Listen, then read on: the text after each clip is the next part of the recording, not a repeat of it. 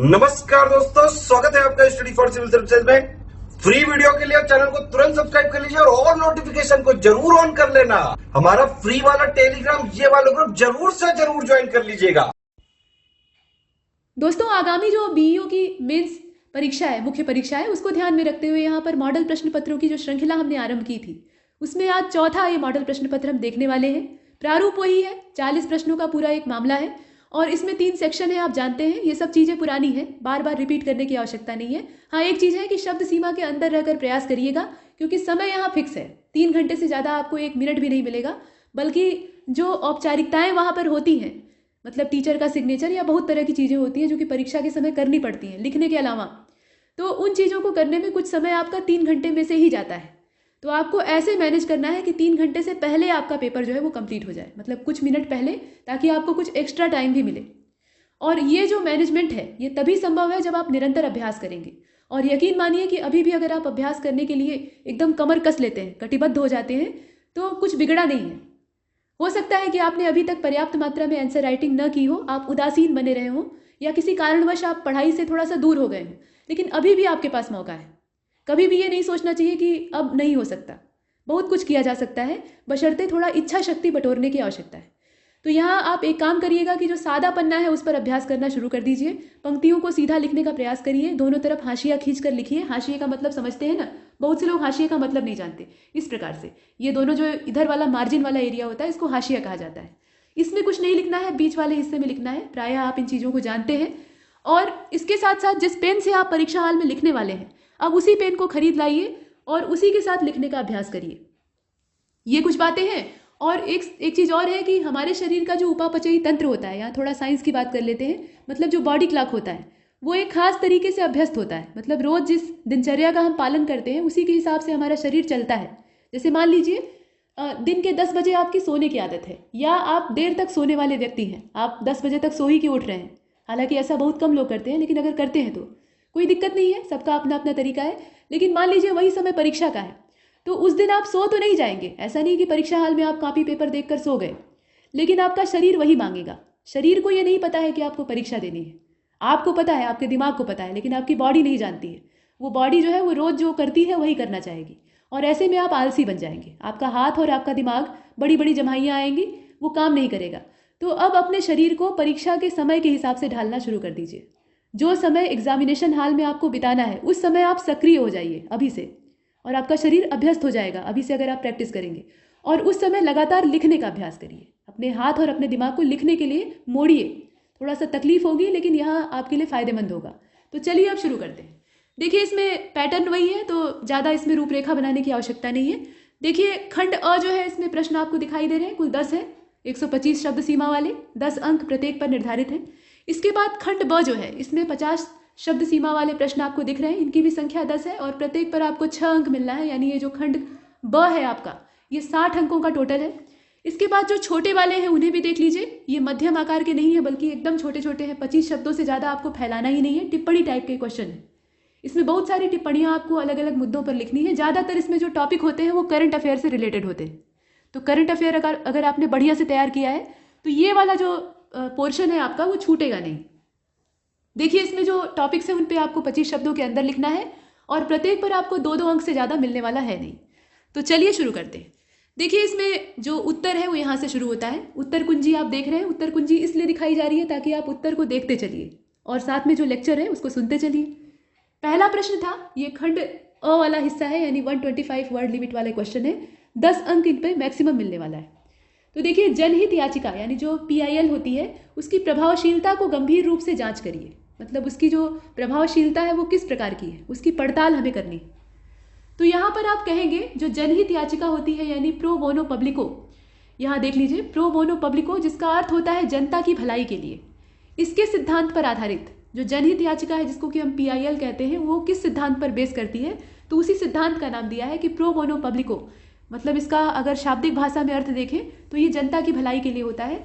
इस पर आधारित जनहित याचिका ये न्यायमूर्ति PN भगवती और न्यायमूर्ति BR अय्यर की देन है। मतलब ये दोनों जो जस्टिस थे, मतलब न्यायाधीश थे, इनके प्रयासों से आती है। और जनहित याचिका न्यायिक सक्रियता का नतीजा है। देखिए, निबंध जो आपको लिखने होते हैं, बीईओ का जो मेंस एग्जाम होगा उसमें सिर्फ आपको जीएस के ही क्वेश्चंस नहीं आएंगे, निबंध का भी पेपर होगा या निबंध का भी सेगमेंट होगा, और उस निबंध के सेगमेंट में न्यायिक सक्रियता आ सकता है। ये काफ़ी लोकप्रिय विषय है और न्यायिक सक्रियता का अदालतें कुछ मामले में दुरुपयोग करती हैं और कहीं कहीं इसके बड़े सार्थक परिणाम भी दिखाई देते हैं। तो यहाँ पर इसके लांचर कौन है? पीएन भगवती का नाम तो हम जानते ही हैं, न्यायिक सक्रियता से बहुत गहराई से जुड़ा हुआ है। इसके साथ साथ वीआर अय्यर भी हैं। तो यहाँ पर पीआईएल का संबंध न्यायिक सक्रियता से है और प्रणेता जो है उनका नाम आपने देखा। इसके अंतर्गत कोई सामाजिक कार्यकर्ता या संगठन किसी व्यक्ति या ऐसे लोगों के समूहों के अधिकारों के प्रवर्तन के लिए अदालत का रुख कर सकता है जो किसी मजबूरी के कारण अदालत का दरवाजा खटखटाने के लिए असमर्थ है। मतलब वो अदालत तक नहीं जा सकते, उसका खर्चा या उसकी झंझटों को वहन नहीं कर सकते, तो उनकी सहायता ये करने वाला है। इसके साथ साथ सर्वोच्च न्यायालय ने जनहित याचिका को एक कानूनी कार्यवाही के रूप में परिभाषित किया है। मतलब ये क्या है? एक लीगल कार्यवाही है। ऐसा नहीं कि ये कुछ संविधान या कानून से हट कर है, ये कानून के दायरे में ही रहकर की गई कार्यवाही है। और यह जो कार्यवाही होती है ये सार्वजनिक हित या सामान्य हित को लागू करने के लिए प्रकाश में आई है या इसे लाया गया है। यह एक ऐसा माध्यम है जिसमें कि अल्पसंख्यक या वंचित व्यक्ति समूह के हित से जुड़े मुद्दों को कानूनी प्रक्रिया के तहत उठाया जाता है। मतलब जो यहाँ न्याय से वंचित वर्ग है या पिछड़ा वर्ग है या सक्षम नहीं है, उसके अधिकारों की यहाँ मांग रखी जाती है और उसी का ये एक जरिया है। इसके बाद आप ये भी लिख सकते हैं कि इसकी खास बात यह है कि किसी भी नागरिक या स्वयं न्यायालय के द्वारा पीड़ितों के पक्ष में दायर किया जा सकता है इसे, और इसमें यह जरूरी नहीं है कि पीड़ित पक्ष जो है वो स्वयं अदालत जाए। मतलब प्रायः क्या होता है कि जो मुकदमे होते हैं उसमें जो पीड़ित होता है वही मुकदमा दायर करता है, मतलब जिसे समस्या होगी वही अपना मामला लेकर जाएगा। लेकिन यहाँ समस्या अगर दूसरे की भी है तो उसको कोई दूसरा भी यहाँ उठा सकता है, उस मामले को उठा सकता है, उसकी सुनवाई होगी। ये फायदेमंद चीज़ है। इसके बाद आगे देख लीजिए। देखिए यहाँ पर पीआईएल जो है इसके कुछ फायदे हैं, और हर व्यवस्था में जब फायदे होते हैं तो उसके साथ साथ कुछ जो हानियाँ हैं यानी नुकसान है वो भी पाए जाते हैं। तो पहले हम लोग फायदे देखेंगे। गरीब जनता जो है वो न्याय तक पहुँच सकती है, बेशक पहुँच सकती है इसके माध्यम से। समाज के हाशिए और गरीब तबके के लिए सस्ता कानूनी उपाय ये सामने आता है। बड़े जनहित वाले मुद्दों को संबोधित किया जा सकता है, जैसे कि मानवाधिकार से जुड़े मामले या पर्यावरण से जुड़ा हुआ कोई मैटर है तो उसको भी शामिल कर सकते हैं। इस प्रकार के जो मुद्दे हैं वो इसमें आते हैं। अब देखिए जनहित याचिका इसका नाम तो है, लेकिन पर्यावरण से जुड़े हुए मुद्दे भी इसमें आ सकते हैं। अब प्रकृति के जो घटक हैं वो अपनी मांगों को लेकर अदालत तक नहीं जा सकते। कोई पेड़ अगर काटा जा रहा है उसको, या किसी जीव को परेशान किया जा रहा है, तो वो अपनी तकलीफ़ों को लेकर न्यायालय का दरवाज़ा खटखटा सकता है? नहीं कर सकता। उसके पक्ष में अगर कोई अपील करने वाला व्यक्ति होगा तो वो इंसान ही होगा। तो ऐसी स्थिति में ये जो पीआईएल है ये कारगर सिद्ध होती है। और इसी प्रकार से जो समाज के वंचित तबके हैं उन्हें कानून की इतनी जानकारी ही नहीं होती है, वो ये जानते ही नहीं है कि उनका शोषण हो रहा है, ये भी नहीं जानते। बहुत बार इस तरह की भी चीज़ें देखी जाती हैं। तो उनके शोषण या उनकी तकलीफ़ों को पहचान कर उसके लिए जो जनहित याचिका है उसको कोई जागरूक व्यक्ति यहाँ दायर कर सकता है। यहाँ बाध्यता नहीं है कि वही आदमी दायर करे। तो ये सब चीज़ें हैं, ये इसका फ़ायदा है। और इससे सस्ता कानूनी उपाय जो है वो लोगों को प्राप्त होता है। बड़े जो जनहित वाले समूह हैं उनको संबोधित किया जा सकता है, और सामाजिक परिवर्तन का ये महत्वपूर्ण साधन है, ये बड़ी चीज़ है। और समाज में व्याप्त जो अत्याचार है उनसे लड़ने में सहायता करता है। तो ये सब बड़े ही सार्थक परिणाम इसके दिखाई देते हैं। अब आइए देखते हैं बुराइयां क्या है। देखिए कभी कभी क्या होता है, दुरुपयोग लोग करते हैं। तो दुरुपयोग तो हर जगह होता है। किस चीज़ का? बहुत सी अच्छी अच्छी चीज़ें हैं, उनका मिसयूज तो हर जगह होता है। विकृत मानसिकता वाले लोग करते हैं अपने हथकंडे के लिए। तो पीआईएल जो है इसका भी दुरुपयोग होने की संभावना होती है।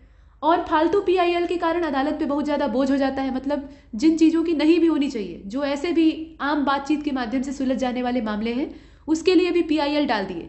अब पता लगा कि अदालत में वो मामले के रूप में फाइल हो गया, यानी जो फाइलों का गट्ठर इकट्ठा था उसमें एक और फाइल यहाँ बढ़ जाती है।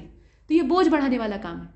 इसके बाद कई मामलों में न्यायपालिका अपने अधिकार क्षेत्र के बाहर काम करती है। तो न्यायिक सक्रियता वाला जो मामला था उसमें भी न्यायपालिका के ऊपर ये आरोप लगता है कि वो अपने क्षेत्र से बाहर जा रही है।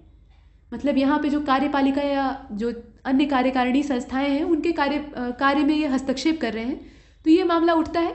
इसके बाद विकासात्मक जो परियोजनाएं हैं उनको ये कभी कभी अवरुद्ध कर देती है, जो पीआईएल होती है।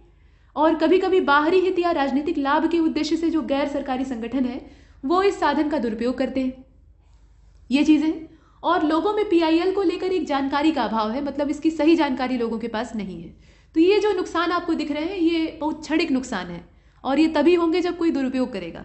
और अगर दुरुपयोग न करे, इसका सदुपयोग किया जाए, तो ये हमेशा लाभकारी ही सिद्ध होती है। आगे का रास्ता क्या हो सकता है? तो आगे का रास्ता ये हो सकता है कि अदालत को पहले तो ये तय करना होगा कि याचिकाकर्ता व्यक्तिगत रूप से लाभ के लिए इसका इस्तेमाल नहीं कर रहा है। मतलब कोई भी PIL लेकर आया और उसको दर्ज कर दिया, दायर कर दिया, ऐसे नहीं होना चाहिए। पहले उसकी पृष्ठभूमि को जांचा जाए कि सही में वो परेशान है भी या नहीं। इसके बाद फास्ट ट्रैकिंग तंत्र या जो अतिरिक्त अदालतें हैं उनकी स्थापना करने की आवश्यकता है। जैसे ट्रिब्यूनल्स होते हैं, फास्ट ट्रैक कोर्ट्स होते हैं, तो ये क्या करते हैं, जो मुख्य अदालतें हैं उनका बोझ कम करते हैं। तो इस प्रकार की जब संस्थाएं बनेंगी तभी ये जो अतिरिक्त यहाँ याचिकाएं आ रही हैं इनकी सुनवाई हो सकती है।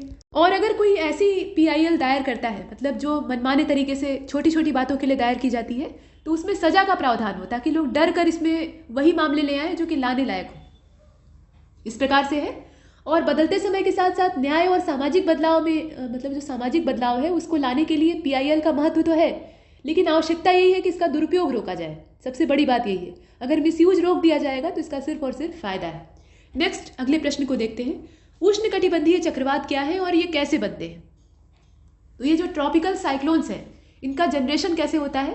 देखिए, उष्णकटिबंधीय चक्रवात ये उष्णकटिबंधीय महासागरों के ऊपर बनने वाली निम्न वायु प्रणाली का उल्लेख करते हैं। मतलब कम दबाव का क्षेत्र बनता है, जो वहाँ का स्थल है या वहाँ की जो सतह है, पानी है तब भी और ज़मीन है तब भी, तो वो सतह जो है वो गर्म हो जाती है।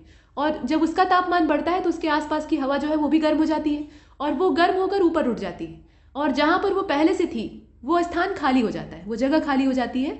तो उस खाली जगह को भरने के लिए बाहर से ठंडी हवा का संचार होता है। जहाँ अधिक दबाव वाला क्षेत्र होता है वहाँ से हवा कम दबाव वाले क्षेत्र की ओर बहती है। ये एक प्रक्रिया है और यहाँ उसी प्रक्रिया से इनका भी संबंध है। तो यहाँ निम्न वायु प्रणाली का जो क्षेत्र है वो क्रिएट होता है। और दूसरे शब्दों में अगर कहा जाए तो ये जो ट्रॉपिकल साइक्लोन्स होते हैं यानी उष्णकटिबंधीय चक्रवात होते हैं, ये एक प्रकार के हिंसक तूफान है, मतलब प्रलयंकारी है, जो कि उष्णकटिबंधीय क्षेत्र, और जो क्षेत्र है उनकी रेंज कौन सी है, तो 0 से लेकर 30 डिग्री अक्षांश, मतलब ये हमारी पृथ्वी है, ये 0 डिग्री इक्वेटर है, तो 30 डिग्री अक्षांश जो है मतलब नॉर्थ और साउथ दोनों में, इनके बीच के दायरे में आते हैं। और यहाँ कहा गया है कि भूमध्य रेखा की उत्तर और दक्षिण यानी जो उत्तरी गोलार्ध है और दक्षिणी गोलार्ध है, दोनों तरफ ये महासागरों में उत्पन्न होते हैं और जो तटवर्ती क्षेत्र होते हैं उनको अच्छा खासा नुकसान पहुंचाते हैं। होता क्या है, तो मूसलाधार वर्षा होगी, ऊंची ऊंची लहरें उठेंगी, मतलब जितना तोड़ने फोड़ने वाला काम है वो इनके द्वारा किया जाएगा। और कॉरियोलिस बल के कारण जो उत्तरी गोलार्ध है वहाँ पे हवा का संचलन एंटी क्लॉकवाइज और दक्षिणी गोलार्ध में दक्षिणावर्त यानी क्लॉकवाइज होता है। यानी यहाँ हवा का जो घुमाव है वो किस दिशा में होता है ये बताया जा रहा है, और उसके पीछे जो जिम्मेदार बल है वो कॉरियोलिस फोर्स है। यहाँ तक हमने देखा। अब देखिए यहाँ पर निर्माण के लिए जो स्थितियाँ हैं, मतलब बनते कैसे हैं, कौन सी ऐसी कंडीशन क्रिएट होती है कि इनका फॉर्मेशन होता है। तो बड़ी समुद्री सतह होनी चाहिए और गर्म और नम हवा की निरंतर आपूर्ति होनी चाहिए, ये पहली शर्त है। दूसरी शर्त यह है कि तापमान जो है वो 27 डिग्री सेल्सियस से ज़्यादा होना चाहिए। इससे कम तापमान रहेगा तो इनका फॉर्मेशन नहीं हो पाएगा। सीधी बात है, कम दबाव का क्षेत्र जो है वो ज़्यादा तापमान होगा तभी बनेगा। इसके बाद देख लीजिए, कॉरियोलिस बल की उपस्थिति होनी चाहिए, तो ये तो हमेशा रहता है। और उष्णकटिबंधीय चक्रवात ये भूमध्य रेखा के 0 से 5 डिग्री उत्तर और दक्षिण के बीच में नहीं बनते हैं। देखिए, जो यहाँ पे भूमध्य रेखा है, इक्वेटर है, यानी 0 डिग्री अक्षांश की बात हो रही है, उसके ऊपर 5 डिग्री तक और नीचे 5 डिग्री तक, यानी उत्तर में 5 और दक्षिण में 5-5 अंश तक, ये जो बीच का क्षेत्र है ये सुरक्षित होता है। यहाँ पर चक्रवातों का निर्माण नहीं होता है क्योंकि यहाँ पर कॉरियोलिस बल जो होता है वो 0 होता है। ये जब नहीं रहेगा तो ये चक्रवात चल नहीं पाएंगे, इनका संचालन नहीं हो पाएगा, ये बंद हो जाएंगे लेकिन वहीं पर स्थिर होकर खत्म हो जाएंगे। ये चलायमान कब होंगे, जब कॉरियोलिस बल इनके साथ सहयोग करेगा। तो यहाँ पर इस दायरे में वो होता ही नहीं है, तो ये चल ही नहीं पाते, खत्म हो जाते हैं। इसके ऊपर वाला जो रेंज होता है उसमें ये पाए जाते हैं। यहाँ तक हमने देखा। और पहले से मौजूद कम दबाव का क्षेत्र ये इन्हें सहयोग करता है। देखिए, उष्णकटिबंधीय चक्रवात बनते कैसे हैं, तो इसमें हवा की गति, दिशा, तापमान और आर्द्रता, इस प्रकार के जो कारक हैं ये चक्रवात के विकास में योगदान देते हैं। और यहाँ बहुत सारे कारण दिए हुए हैं, तो आप चाहिए तो इतना लिखिए, और नहीं तो शब्द सीमा अगर ज़्यादा हो रही हो तो कुछ लिखकर छोड़ दीजिए, या आप चित्र भी बना सकते हैं। चक्रवातों की निर्माण की जो प्रक्रिया है उसको चित्र के माध्यम से दर्शा सकते हैं। देखिए, यहाँ उष्णकटिबंधीय क्षेत्र जो है वो गर्म होता है, वहाँ तापमान ज़्यादा होता है, सूर्य का ताप मैक्सिमम वहाँ प्राप्त होता है, ये आप जानते हैं, विषुवत रेखा के आसपास वाला। तो इसके कारण जो उष्णकटिबंधीय महासागरीय क्षेत्र होता है वहाँ कम दबाव का क्षेत्र बनना लाजमी है, स्वाभाविक है। आपने देखा है जो विषुवत रेखीय जलधाराएं होती हैं वो गर्म होती हैं, तो यहाँ तापमान ज़्यादा होता है। और वायुमंडल में यह गर्म हवा एडियाबैटिक लैप्स दर के कारण ठंडी हो जाती है, जिससे कि वर्षा के रूप में जो पानी है वो वाष्प के बाद तरल में बदल जाता है। मतलब इस प्रकार की क्रियाएं होती हैं। इसके साथ साथ संक्षेपण की इस प्रक्रिया के दौरान गुप्त ऊष्मा निकलती है जो कि आसपास की हवा को गर्म करती है। ये एक प्रक्रिया है। और भी कुछ चीज़ें होती हैं, जैसे कि गर्म हवा फिर सतह पर एक कम दबाव के क्षेत्र का निर्माण करती है और खुद ऊपर उठ जाती है क्योंकि वो हल्की हो गई रहती है। और यह कम दबाव का क्षेत्र उच्च दबाव वाले क्षेत्र से हवा को आकर्षित करता है और इस प्रकार से जो हवा है बाहर से तूफान के उस केंद्र में पहुंचती है, जो उसकी अंदर की आंख होती है, चक्रवात की आई कही जाती है, वहां पे ये पहुंच जाती है। गर्म हवा वायुमंडल में ठंडी और घनी हो जाती है, मतलब ऊपर पहुंचती है तो उसका तापमान क्या होता है, कम हो जाता है। और यह घनी वायु चक्रवाती आंख यानी जो स्पष्ट आकाश के साथ यहाँ शांत क्षेत्र होता है उसके किनारों पर उतरने लगती है, मतलब वो भी ठंडी होगी तो भारी होगी और नीचे आना चाहेगी, लेकिन बीच में उसको जगह नहीं मिलती है तो वो किनारों पर उतर जाती है। इस प्रकार की प्रक्रिया होती है और यह पूरा चक्र तब तक दोहराया जाता है जब तक कि नमी की आपूर्ति होती रहती है। जब यहाँ पे जो वेपर है वो घट जाता है, यानी जो ह्यूमिडिटी है वो कम हो जाती है, तो ये धीरे धीरे करके खुद ही समाप्त हो जाता है। जो थर्ड नंबर का क्वेश्चन है उसमें हमने देखा कि भारत के संविधान को अर्ध संघीय क्यों कहा जाता है, ये जो उच्चारण है इसके लिए क्यों इस्तेमाल किया जाता है। तो देख लीजिए, भारत का संविधान भारत के सरकार के संघीय स्वरूप के लिए प्रावधान करता है, मतलब भारत सरकार का जो संघीय स्वरूप है वो कहाँ से निकल कर आया है, वो कॉन्स्टिट्यूशन से ही निकल कर आया है। एक संघीय सरकार वह सरकार होती है जिसमें कि संविधान के द्वारा केंद्र और राज्य और क्षेत्रीय सरकारों के बीच में शक्तियों का बंटवारा किया जाता है। शक्ति के विभाजन का जो सिद्धांत है वो यहाँ काम करता है और दोनों अपने अपने क्षेत्राधिकार में स्वतंत्र रूप से कार्य करते हैं। संघीय सरकार देश के कुशल शासन को सुनिश्चित करती है। इस प्रकार से आप लिख सकते हैं, या आपके लिखने की शैली कुछ अलग भी हो सकती है। ये आवश्यक नहीं है कि जहाँ मतलब जैसा यहाँ लिखा हुआ है बिल्कुल आप वैसा ही कॉपी करिए, ऐसा नहीं। आप जानकारी रखिए, तथ्यों को जानिए, उन्हें अपने शब्दों में लिखिए, वही अच्छा होगा। इसके बाद देख लीजिए, यहाँ संघीय जो सरकार होती है या भारत की जो संविधान में संघीयता की परिभाषा दी हुई है उसकी विशेषताओं को आप देख लीजिए। यहाँ दोहरी राजनीति आपको दिखाई दे रही है। तो दोहरी राजनीति का मतलब क्या है, यहाँ दो प्रकार की सरकारों का संदर्भ हम देखते हैं, एक तो केंद्र सरकार और दूसरी राज्य सरकार। लिखित संविधान का प्रावधान तो राष्ट्रीय और राज्य सरकारों के बीच में ये कार्यों को परिभाषित करता है, मतलब उनकी डिफिनीशन बनाता है और उन सीमाओं का निर्धारण भी करता है जिसके भीतर उन्हें काम करना है। ये एक मुख्य बात है। इसके साथ साथ शक्तियों का विभाजन, ये आपने देखा। तो शक्तियों के विभाजन में आप क्या देखिएगा, भारतीय संविधान की 7वीं अनुसूची राज्यों और संघ के मध्य अधिकारों को उल्लिखित करती है और इसमें 3 सूचियां हैं। 3 सूचियां कौन कौन सी, संघ सूची, राज्य सूची और समवर्ती सूची, इस प्रकार से। और संविधान की सर्वोच्चता, ये सर्वोपरि चीज है। तो संविधान जो है ये देश की सर्वोच्च कानून की किताब है, ये तो आप जानते ही हैं। और सरकार के सभी अंगों यानी कार्यकारी, विधायिका और जो न्यायपालिका होती है वो भी इसी का अंग है।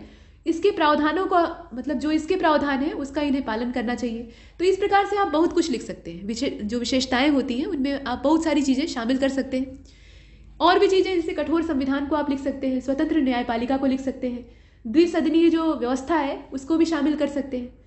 इसके साथ साथ आप भारतीय संविधान की जो एकात्मक विशेषताएं हैं उसमें मजबूत केंद्र को लिख सकते हैं। मजबूत केंद्र का मतलब क्या, केंद्र सरकार के पास अधिक शक्ति है क्योंकि संघ सूची में राज्य सूची की तुलना में अधिक विषय होते हैं, यानी उसका अधिकार क्षेत्र ज़्यादा होता है।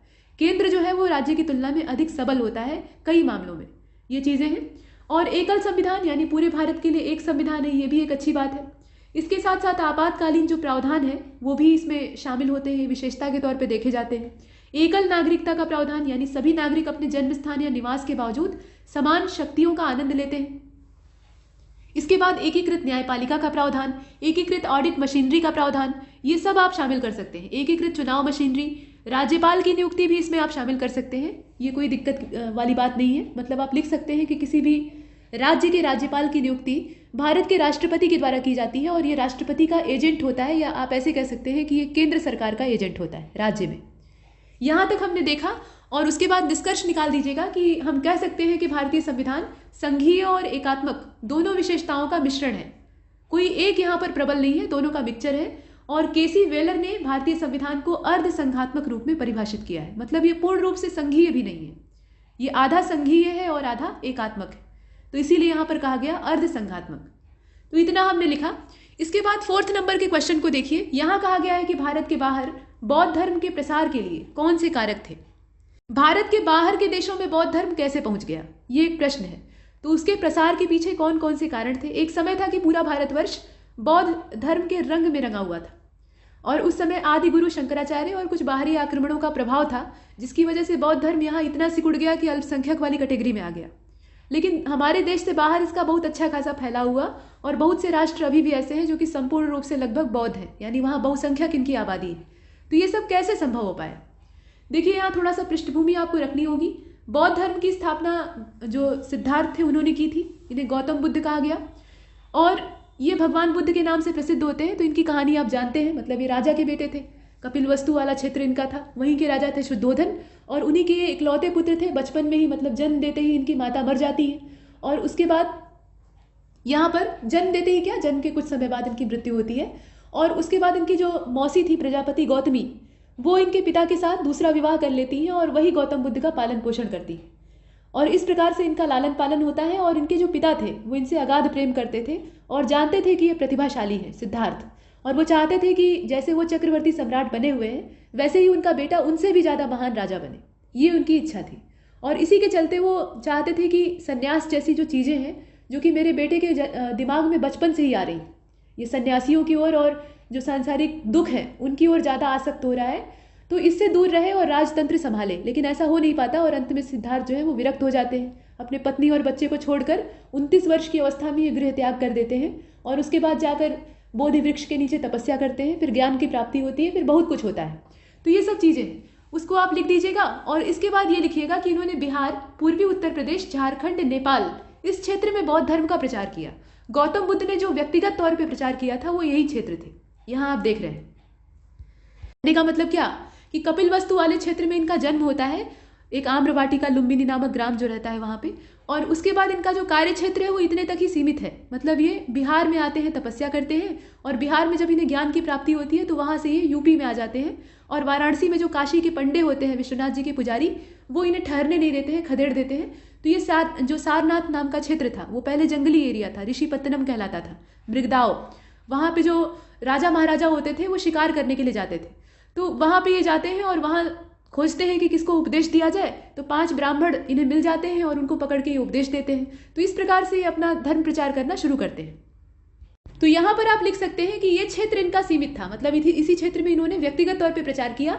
लेकिन बाद में इनके शिष्य होते हैं, ढेर सारे इनके चेले रहते हैं, तो वो इनके काम को आगे फैलाने का जो जिम्मा है वो संभालते हैं। अब यहाँ देख लीजिए, भारत से बाहर बौद्ध धर्म के प्रसार के लिए जो कारक थे उन्हें आपको लिखना है।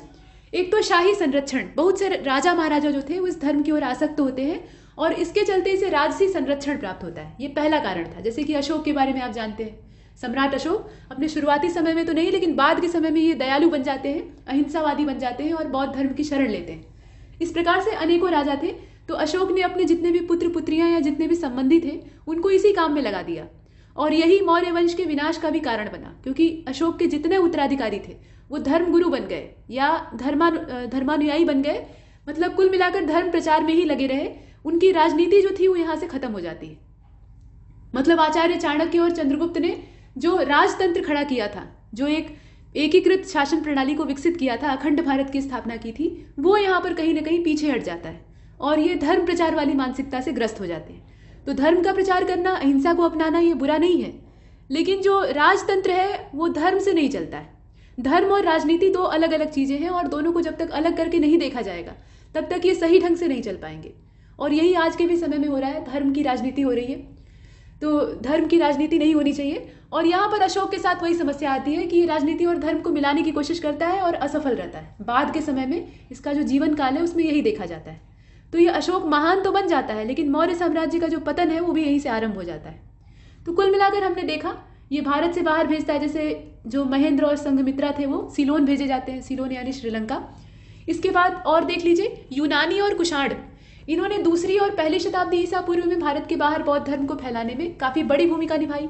ये सब चीज़ें आप लिख सकते हैं। विश्वविद्यालय जो यहाँ पर थे, जैसे कि तक्षशिला है, नालंदा है, विक्रमशिला है, यहाँ से भी जो पढ़ लिख कर जाने वाले छात्र थे वो दूर दराज के इलाकों तक बौद्ध धर्म को फैलाते थे, क्योंकि यहाँ पर बौद्ध धर्म का वर्चस्व था। और दुनिया के अलग अलग हिस्सों से लोग यहाँ पढ़ने भी आते थे, ये भी बात थी। पहले के समय में ये ज्ञान का केंद्र हुआ करता था और बुद्ध के संदेश को ये सीखते थे और फिर जब वापस लौटते थे तो बुद्ध की शिक्षाओं का प्रसार करते थे और इससे लोग आकर्षित होकर बौद्ध बनते थे। और बौद्ध धर्म का सबसे बड़ा आकर्षण ये था कि ये सबको समान निगाह से देखता था। और उस समय, जिस समय बौद्ध धर्म का आविर्भाव होता है, उस समय जो धर्म पहले से मौजूद थे, जैसे हमारा सनातन धर्म, हिंदू धर्म, तो इसके अंदर बहुत सारी कमियां आ गई थी। कमियों का मतलब ये है कि जातिवादी परंपराएं थी, ऊंचे नीचे का बहुत भेदभाव था, तो लोग इस जाति व्यवस्था या इस प्रकार के आडंबरों से तंग आ गए थे। सनातन धर्म का स्वरूप बुरा नहीं था, लेकिन दिक्कतें ये थी कि वर्ण व्यवस्था यहाँ बहुत ज़्यादा एकदम बढ़ चढ़कर सामने आई थी। और उसको जो बड़े बड़े यहाँ एक तरह से धर्मगुरु लोग थे या धर्माचार्य लोग थे, वो समर्थन देते थे। तो इससे जो आम जनता थी, दलित शोषित वर्ग था, उसका बहुत शोषण होता था। तो ये लोग ऊब कर बौद्ध धर्म की ओर आकृष्ट होते हैं, क्योंकि यहाँ समानता का व्यवहार किया जाता है। यही हाल जैन धर्म का भी था। तो यहाँ जाति पाति वाली परंपरा न होना, यानी सबको एक निगाह से देखना, ये एक अच्छी बात थी। और इसके जो सिद्धांत थे वो बड़े ही सौम्य थे, मतलब करुणा वाले थे, अहिंसा वाले थे, तो लोगों को पसंद आने वाले थे। ये सब चीज़ें हैं।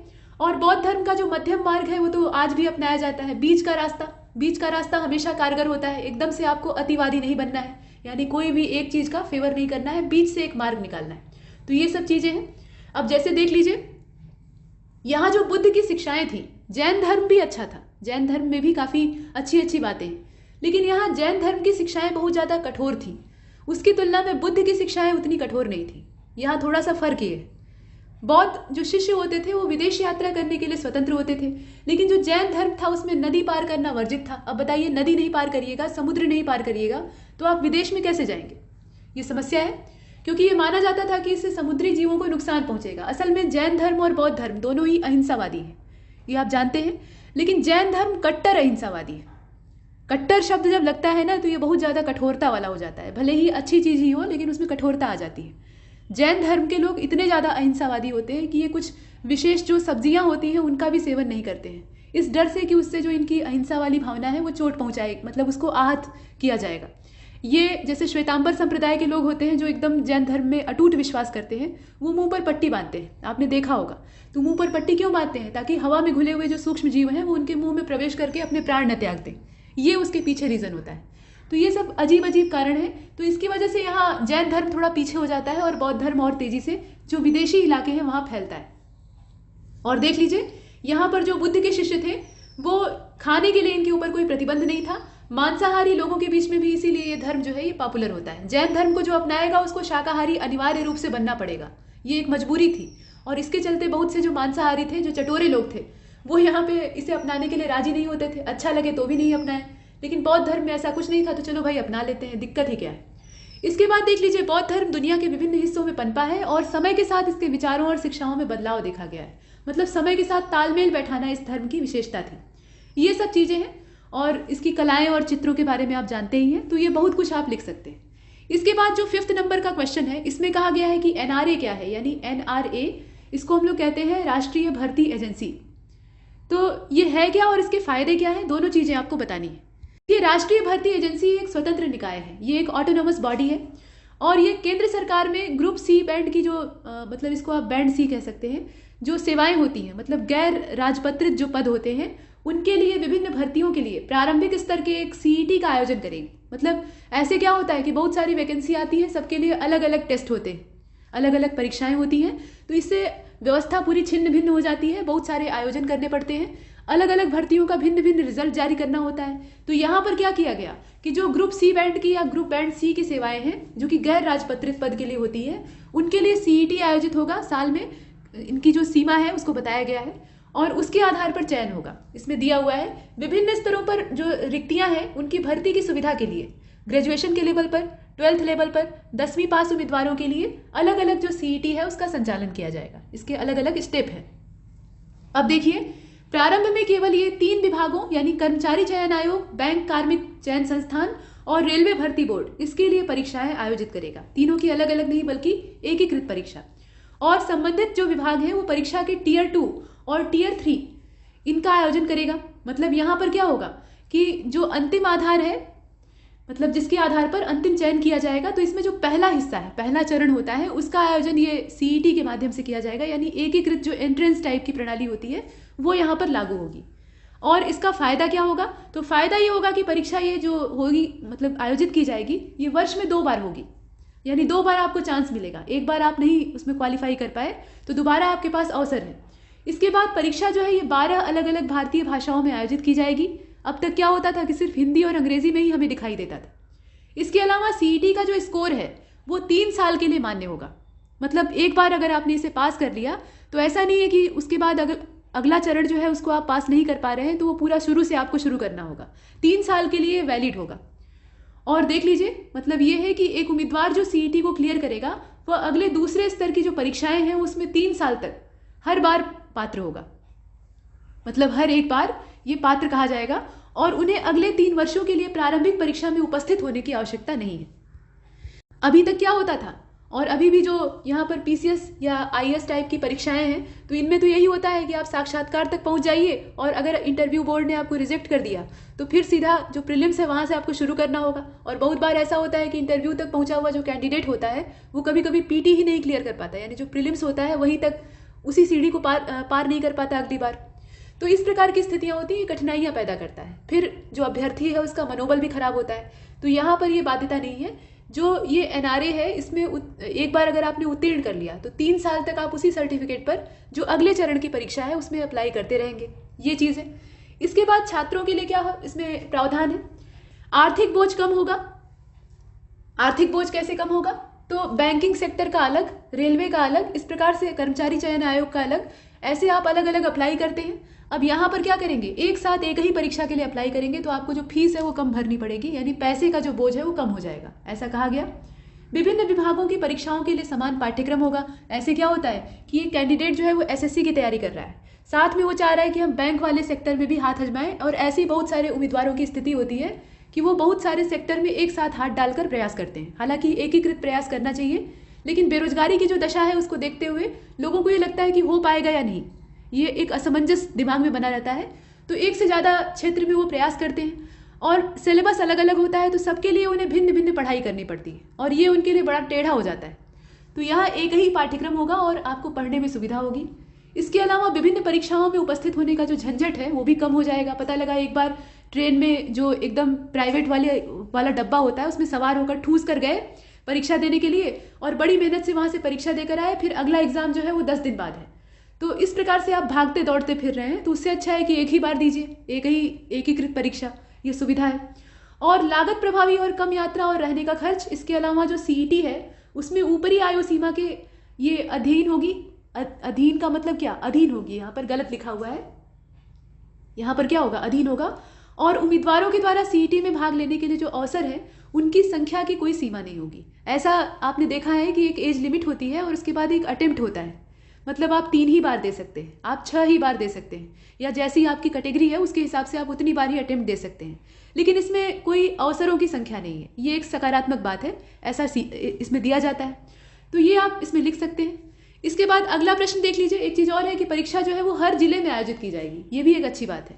ऐसे क्या होता है कि पता लगा आप हैं कहीं और के और आपका सेंटर कहीं और गया है, तो ये बड़ी टेढ़ी चीज़ हो जाती है। और संस्थानों के लिए इसमें समस्या दूर करने वाली बात क्या है कि प्रारंभिक परीक्षा आयोजित करने के लिए जो परेशानियां उन्हें उठानी पड़ती हैं अरेंजमेंट के लिए, वो सब कम हो जाएंगी।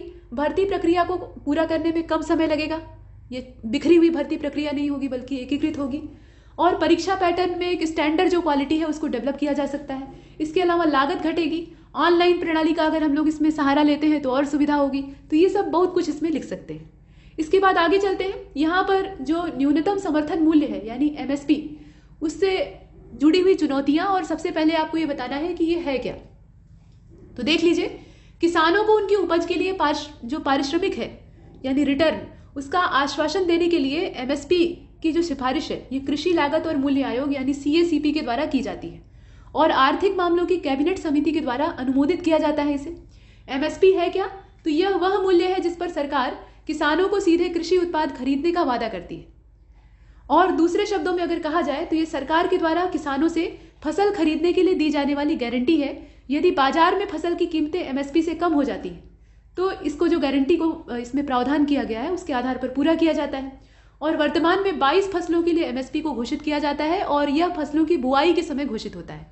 जब फसल बोई जाती है तभी इसका निर्धारण किया जाता है। आपने एमएसपी खूब रटे होंगे कि गेहूं का न्यूनतम समर्थन मूल्य इस साल का इतना है, धान का इतना है, सरसों का इतना है, इस प्रकार से आप रटते हैं प्रीलिम्स के लिए, लेकिन यहाँ मेंस में आपको डिटेल में लिखना है।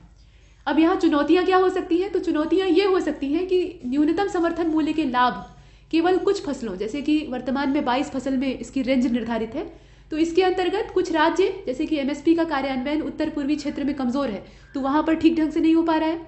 इसके अलावा कुछ किसान यानी बड़े किसानों से जो खरीद वाला मामला है वो इसमें आ जाता है, तो वहीं तक ये सीमित है, यानी इसका फैलाव जो आम किसान है या जो ज़रूरतमंद है वहाँ तक नहीं हो पाता है और ये एक चिंताजनक बात है। योजना का लाभ जब सब तक पहुँचेगा तभी तो योजना का जो सार्थक रूप है वो सामने आएगा, लेकिन ऐसा यहाँ पर नहीं हो पा रहा है। इसके साथ साथ विकृत जो फसल पद्धति है, इसका मतलब क्या है कि किसान उन फसलों को उगाना पसंद करते हैं जो कि एमएसपी के अंतर्गत आती हैं। मतलब ये है कि यही 22 प्रकार की फसलें वो उगाएंगे, इसके अलावा और किसी चीज़ की वो खेती नहीं करेंगे। तो ये समस्या है। फिर इसके अलावा कोई फसल ही नहीं पैदा होगी, या तो सरकार सारी फसलों को इसके दायरे में लाए। इसके साथ साथ और भी चीज़ें हैं। एमएसपी के अंतर्गत गेहूँ, चावल और गन्ना, पीडीएस के माध्यम से वितरित अनाज, इसकी खरीद पर पूरी तरह से ध्यान केंद्रित किया जाता है। और इससे क्या होता है कि खूब गेहूं उगाइए और खूब धान उगाइए, इस बात पर जोर दिया जाता है। मतलब ये कहा नहीं भी जाए तो इसी प्रकार से यहाँ प्रावधान होता है। बुनियादी ढांचे में कमी है, ये भी समस्या है। क्या कमी है? तो गेहूं और चावल के अति उत्पादन के कारण सरकार इन अनाजों की उच्च खरीद करती है, जो कि गोदामों की क्षमता से ज़्यादा होती है। बहुत बार आपने देखा होगा कि गेहूं के बोरे जो है वो ऐसे ही बरसात में फेंके हुए हैं, सड़ रहा है, सड़ा हुआ गेहूं नीचे जो है पूरा काला हो गया। और फिर वही जो है वो सार्वजनिक वितरण प्रणाली वाला जो सिस्टम है, कोटे की दुकानों में जाता है और वहीं से जो गरीब जनता है उनमें वितरित हो जाता है। तो इस प्रकार से बहुत सारा अन्न बर्बाद होता है। उसके स्थान पर अगर कोई दूसरा अनाज उगाया गया होता, आवश्यकता से ज़्यादा गेहूँ चावल पैदा कर लिए हैं, उसके स्थान पर कुछ दूसरा उगाए होते तो वो सार्थक हुआ होता। लेकिन यहाँ जो व्यवहारिकता है वो नहीं आ पाती। इसके अलावा कई किसान सरकार द्वारा घोषित जो एमएसपी होती है उससे अनजान होते हैं। उन्हें पता ही नहीं होता कि न्यूनतम समर्थन मूल्य नाम की कोई चिड़िया होती है। इसके अलावा न्यूनतम समर्थन मूल्य की घोषणा में देरी अगर हो जाती है तो इसके कारण किसान इसका लाभ नहीं उठा पाते। अक्सर क्या होता है कि इसे घोषित करने में ही समय लग जाता है। और न्यूनतम समर्थन मूल्य की पहचान सब्सिडी के रूप में की जाती है, और इसके कारण जो सरकारी खजाने का बोझ है वो यहाँ बढ़ जाता है। मतलब पैसा यहाँ खजाने से देना पड़ता है। और दालों और मोटे अनाज पर कम ध्यान केंद्रित किया जाता है, तो जो पोषण संबंधी असंतुलन है वो यहाँ पैदा होता है। वोट बैंक की राजनीति के लिए इसका इस्तेमाल होता है। और खरीद का बड़ा हिस्सा कुछ राज्यों में होता है, तो यह असंतुलित जो क्षेत्रीय विकास है उसकी श्रेणी में आ जाता है। मतलब जहाँ कम हो रहा है वहाँ विकास कम होगा, जहाँ ज़्यादा हो रहा है वहाँ विकास अच्छा होगा। तो यहाँ असंतुलन पैदा होगा। ये सब दिक्कतें हैं। आगे का रास्ता क्या हो सकता है? तो आगे का रास्ता ये हो सकता है कि पहले तो इसको समय पर घोषित करिए, ताकि समय रहते इस पर क्रियान्वयन हो सके। जो कहा जाता है ना कि अब पछताए क्या होता है जब चिड़िया चुंग गई खेत। तो यहाँ जब चिड़िया खेत को चुंग ले जाएंगी तब आप करके क्या करेंगे? तो पहले ही काम करिए। इसके बाद एक और मुहावरा है कि बासी कढ़ी में उबाल आने से क्या फ़ायदा, यानी समय बीत गया है तो इच्छा जागृत होने पर भी क्या फ़ायदा। इसके बाद MS स्वामीनाथन समिति ने एमएसपी को उत्पादन की औसत लागत इसकी है उससे 50% अधिक तय करने की सिफारिश की। अतिरिक्त और भी प्रावधान है, जैसे कि नीति आयोग का इसमें सुझाव आप लिख सकते हैं। और इसके अलावा ये डिफिशियंसी जो पेमेंट है इसको भी लिख दीजिएगा। यहाँ पर नीति आयोग का सुझाव क्या है कि जो यहाँ पे पेशेबल्स यानी जल्दी सड़ने और गलने वाले कृषि उत्पाद हैं उनको एमएसपी के दायरे में शामिल किया जाना चाहिए। मतलब सब्जी, अब देख लीजिए यहाँ हाल ही में जो केरल है राज्य है, ये सब्जियों के एमएसपी तय करने वाला पहला राज्य बन गया है। अभी तक कोई ऐसा राज्य जन्म नहीं लिया है, मतलब केरल के अलावा, जो कि सब्जियों का एमएसपी तय करे। अभी हम लोग गेहूं चावल में उलझे हुए हैं, लेकिन केरल ने क्या किया? सब्जियों का एमएसपी तय किया। ये फायदेमंद चीज़ है, सार्थक पहल है और ऐसा ही कुछ होना चाहिए। इसके बाद अभिजीत सेन समिति, देखिए पूछा जा सकता है कि ये कौन सी कमेटी है। तो ये अभिजीत सेन समिति है जिसने कि अखिल भारतीय एमएसपी कार्यान्वयन और सभी फसलों के लिए इसकी घोषणा करने की सिफारिश की है। तो इस प्रकार से बहुत कुछ लिखा जा सकता है। न्यूनतम समर्थन मूल्य क्या है और इसके रास्ते में कौन कौन सी रुकावटें हैं और क्या सुधार लाया जा सकता है, इस दिशा में आप बहुत कुछ लिख सकते हैं। 7वें नंबर का क्वेश्चन है, उसको देखिएगा। डिजिटल टेक्नोलॉजी ने कोविड, यहाँ पे कोविड लिखा हुआ है, कोविड-19 के हिसाब से या कोविड-19 के खिलाफ एक रक्षा प्रणाली बनाने में कैसे मदद की है। तो यहाँ आपको लिखना पड़ेगा कि कोरोना वायरस ने डिजिटल तकनीक को पहले से अधिक ऊंचाई पर पहुंचाया है। डिजिटलीकरण जो पहले हो रहा था उससे और तेज रफ्तार में हो रहा है, क्योंकि सोशल डिस्टेंसिंग हमें बनानी है। अभी हम ज़्यादा भीड़ नहीं इकट्ठी कर सकते या बच्चों को सीधा स्कूल नहीं भेज सकते, तो हम लोग डिजिटल दुनिया का सहारा ले रहे हैं। हर चीज़ को डिजिटल बनाने की कोशिश कर रहे हैं ताकि दूर बैठे बैठे भी काम हो जाए, पास जाकर न करना पड़े। तो यहाँ पर डिजिटल टेक्नोलॉजी जो है वो ज़्यादा कारगर सिद्ध हुई है, और ख़ासतौर पर लॉकडाउन वाला जब समय चल रहा था तो उसमें और ज़्यादा। हालांकि विश्व स्वास्थ्य संगठन जो WHO है उसके हिसाब से 2019 से पहले इसके संभावित तरीकों को मान्यता दी और लोगों के स्वास्थ्य में सुधार और आवश्यक सेवाओं को वितरित करने के लिए डिजिटल स्वास्थ्य प्रौद्योगिकी का उपयोग करने की सिफारिशें भी जारी की थी। महामारी से निपटने के लिए प्राथमिक डिजिटल पहलों में से कुछ नीचे सूचीबद्ध है। अब यहाँ पर कौन कौन सी जो पहलें हैं वो आप लिखिएगा, ये आपकी मर्जी पर निर्भर है, लेकिन कुछ जो है वो यहाँ दी हुई है, जैसे कि टेली हेल्थ टेक्नोलॉजी है। अब इसमें क्या होता है, तो इन तकनीकों ने जो डॉक्टर होते थे या आज के जो चिकित्सक हैं उनको दूरस्थ रूप से किसी बीमार व्यक्ति को पहचानने और उसकी समस्या को सुलझाने का जो प्रावधान है वो किया है। मतलब डॉक्टर को पेशेंट के पास एकदम मुंह के यहाँ सट कर परीक्षण करने की आवश्यकता नहीं है, वो दूर से भी ये काम कर सकता है। और आज के समय की तो ये ज़रूरत है। पता लगा जो पेशेंट है वो कोरोना पॉजिटिव है और डॉक्टर उसके पास चला जाए, वो भी रोगी हो जाए, और ऐसा बहुत बार हुआ है। मतलब ये देखा गया है कि जो चिकित्सक वर्ग है, नर्स, डॉक्टर, वो संक्रमित हुए हैं और मारे भी गए हैं कोरोना महामारी में। तो ये डॉक्टरों की सुरक्षा के लिए और उनकी सुविधा के लिए अच्छा है। इसके अलावा आभासी देखभाल वाली जो दुनिया है वो यहाँ पे सामान्य और नई प्रतीत होती है। इसके अतिरिक्त ई संजीवनी, ये देख रहे हैं आप, तो ई संजीवनी जो है इसकी शुरुआत की गई है और ये भारतीय स्वास्थ्य दूरसंचार सेवा है। इसके बारे में लिख दीजिएगा, ये अच्छी है। और यह मुख्य रूप से वरिष्ठ नागरिकों की देखभाल करेगी, क्योंकि कोविड का जो सबसे आसान शिकार थे वो कौन थे? या तो बच्चे थे या बूढ़े थे, और नहीं तो रोगी थे, और उसमें भी बुजुर्गों को ये बहुत आसानी से अपना शिकार बनाता था। इसके बाद मोबाइल ऐप के माध्यम से, तो यहाँ आप देख सकते हैं भारत का अपना ब्लूटूथ और जीपीएस सक्षम जो संपर्क ट्रेसिंग ऐप है। इसके अतिरिक्त आप देख रहे हैं आरोग्य सेतु जो एप्लीकेशन है, काफ़ी प्रचलित हुआ था। स्वमूल्यांकन में और जरूरत पड़ने पर स्वास्थ्य प्रणाली तक पहुंचने में सहायता करता है और कोविड-19 के जोखिम की पहचान करने में मदद करता है। आरोग्य जो सेतु ऐप है उसमें बहुत तरह की जानकारियां एक साथ प्राप्त होती हैं। हालांकि जो जानकारियां होती हैं उनकी प्रामाणिकता पर संदेह होता है। जैसे कि ये दिखाता है कि इस हॉस्पिटल में इतने कोविड के बेड या इतने जो फैसिलिटी है वो उपलब्ध है, लेकिन असल में उतनी नहीं होती है। वो सिर्फ कागजी आंकड़ा होता है, जो सरकारी दस्तावेज में दर्ज आंकड़ा है वही वो शो कर देता है। ऐसा देखा गया था कि आरोग्य जो सेतु ऐप था उसमें जो दिल्ली का एम्स अस्पताल है, मतलब आयुर्विज्ञान संस्थान है, वहाँ के बारे में आंकड़ा दिया था कि वहाँ पे इतने बेड उपलब्ध हैं, जबकि उतने बेड वास्तव में थे नहीं। वहाँ के डॉक्टर या वहाँ के जो स्टाफ थे उन्होंने खुद कहा। तो ये सब जो यहाँ असंगत रवैया है वो दिखाई देता है। खैर, इसके बाद आप देख सकते हैं यहाँ पर मोबाइल एप्लीकेशन के जो संभावित मामले हैं, मतलब मोबाइल एप्लीकेशन के माध्यम से जो संभावित मामले हैं उसकी पहचान करने और बीमारी के प्रसार को रोकने में और उसका मूल्यांकन करने में ये मदद करता है। इसके अलावा स्मार्ट सिटी, यहाँ आप देख रहे हैं स्मार्ट सिटी का जो ICCC यानी integrated control and command centre और GIS है, इसकी सहायता से भी बहुत सारी जो महामारियाँ हैं उन पर नियंत्रण किया जा सकता है और बड़े पैमाने पर इसकी तैनाती भी की गई है। तो यहाँ इस तरह की जो पहल है वो की भी गई है और कुछ करने की आवश्यकता भी है, तो उन सब को आपको लिखना है। यहाँ आप देख सकते हैं ड्रोन और रोबोट के माध्यम से हो सकता है। ड्रोन और रोबोट के माध्यम से कैसे हो सकता है, ये देख लीजिए। जो 45 स्मार्ट शहर है वहाँ पे कोविड से निपटने के लिए ICCC के कई ऑपरेशंस का संचालन किया जा रहा है। और ड्रोन और रोबोट के माध्यम से कैसे हो सकता है, तो भोजन और दवा का वितरण ये ड्रोन के माध्यम से हो सकता है। इसके अलावा जो संदूषित क्षेत्र है वहाँ आदमियों को भेजना ये सुरक्षित नहीं है, तो वहाँ पर ड्रोन या रोबोट जो है जाकर छिड़काव कर सकते हैं, क्योंकि उन्हें संक्रमण तो होगा नहीं। ये चीज़ें इसके साथ साथ पुलिस निगरानी बढ़ाने के लिए और लाइव घोषणा करने के लिए भी ड्रोन का इस्तेमाल होता है। नागरिक उड्डयन मंत्रालय ने गरुड़ नीति में कई सशर्त जो छूट दी है उसका भी प्रावधान आप इसमें लिख सकते हैं।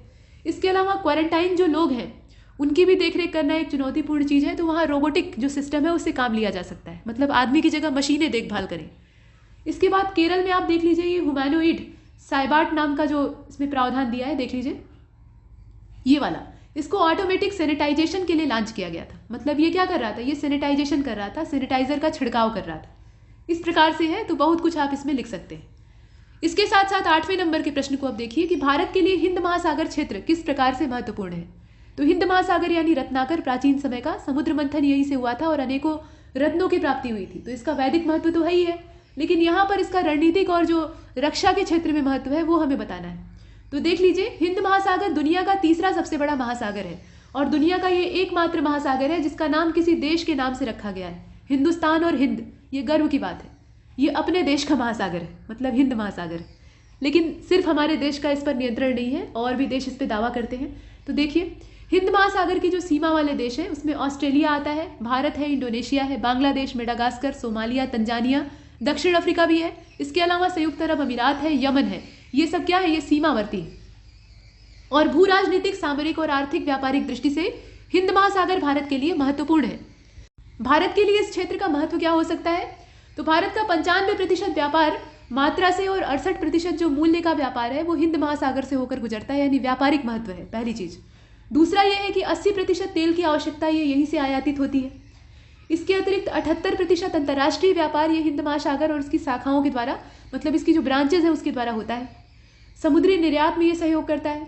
खनिज संसाधनों का ये पूरा भंडार है। यहाँ से बहुत चीज़ें जो खनिज संसाधन है वो प्राप्त होते हैं, जैसे पेट्रोलियम है, निकिल, कोबाल्ट, लोहा, मैग्नीज, तांबा, लोहा, जस्ता, चांदी, सोने, इस तरह की जो भरपूर मात्रा है वो यहाँ से प्राप्त होती है।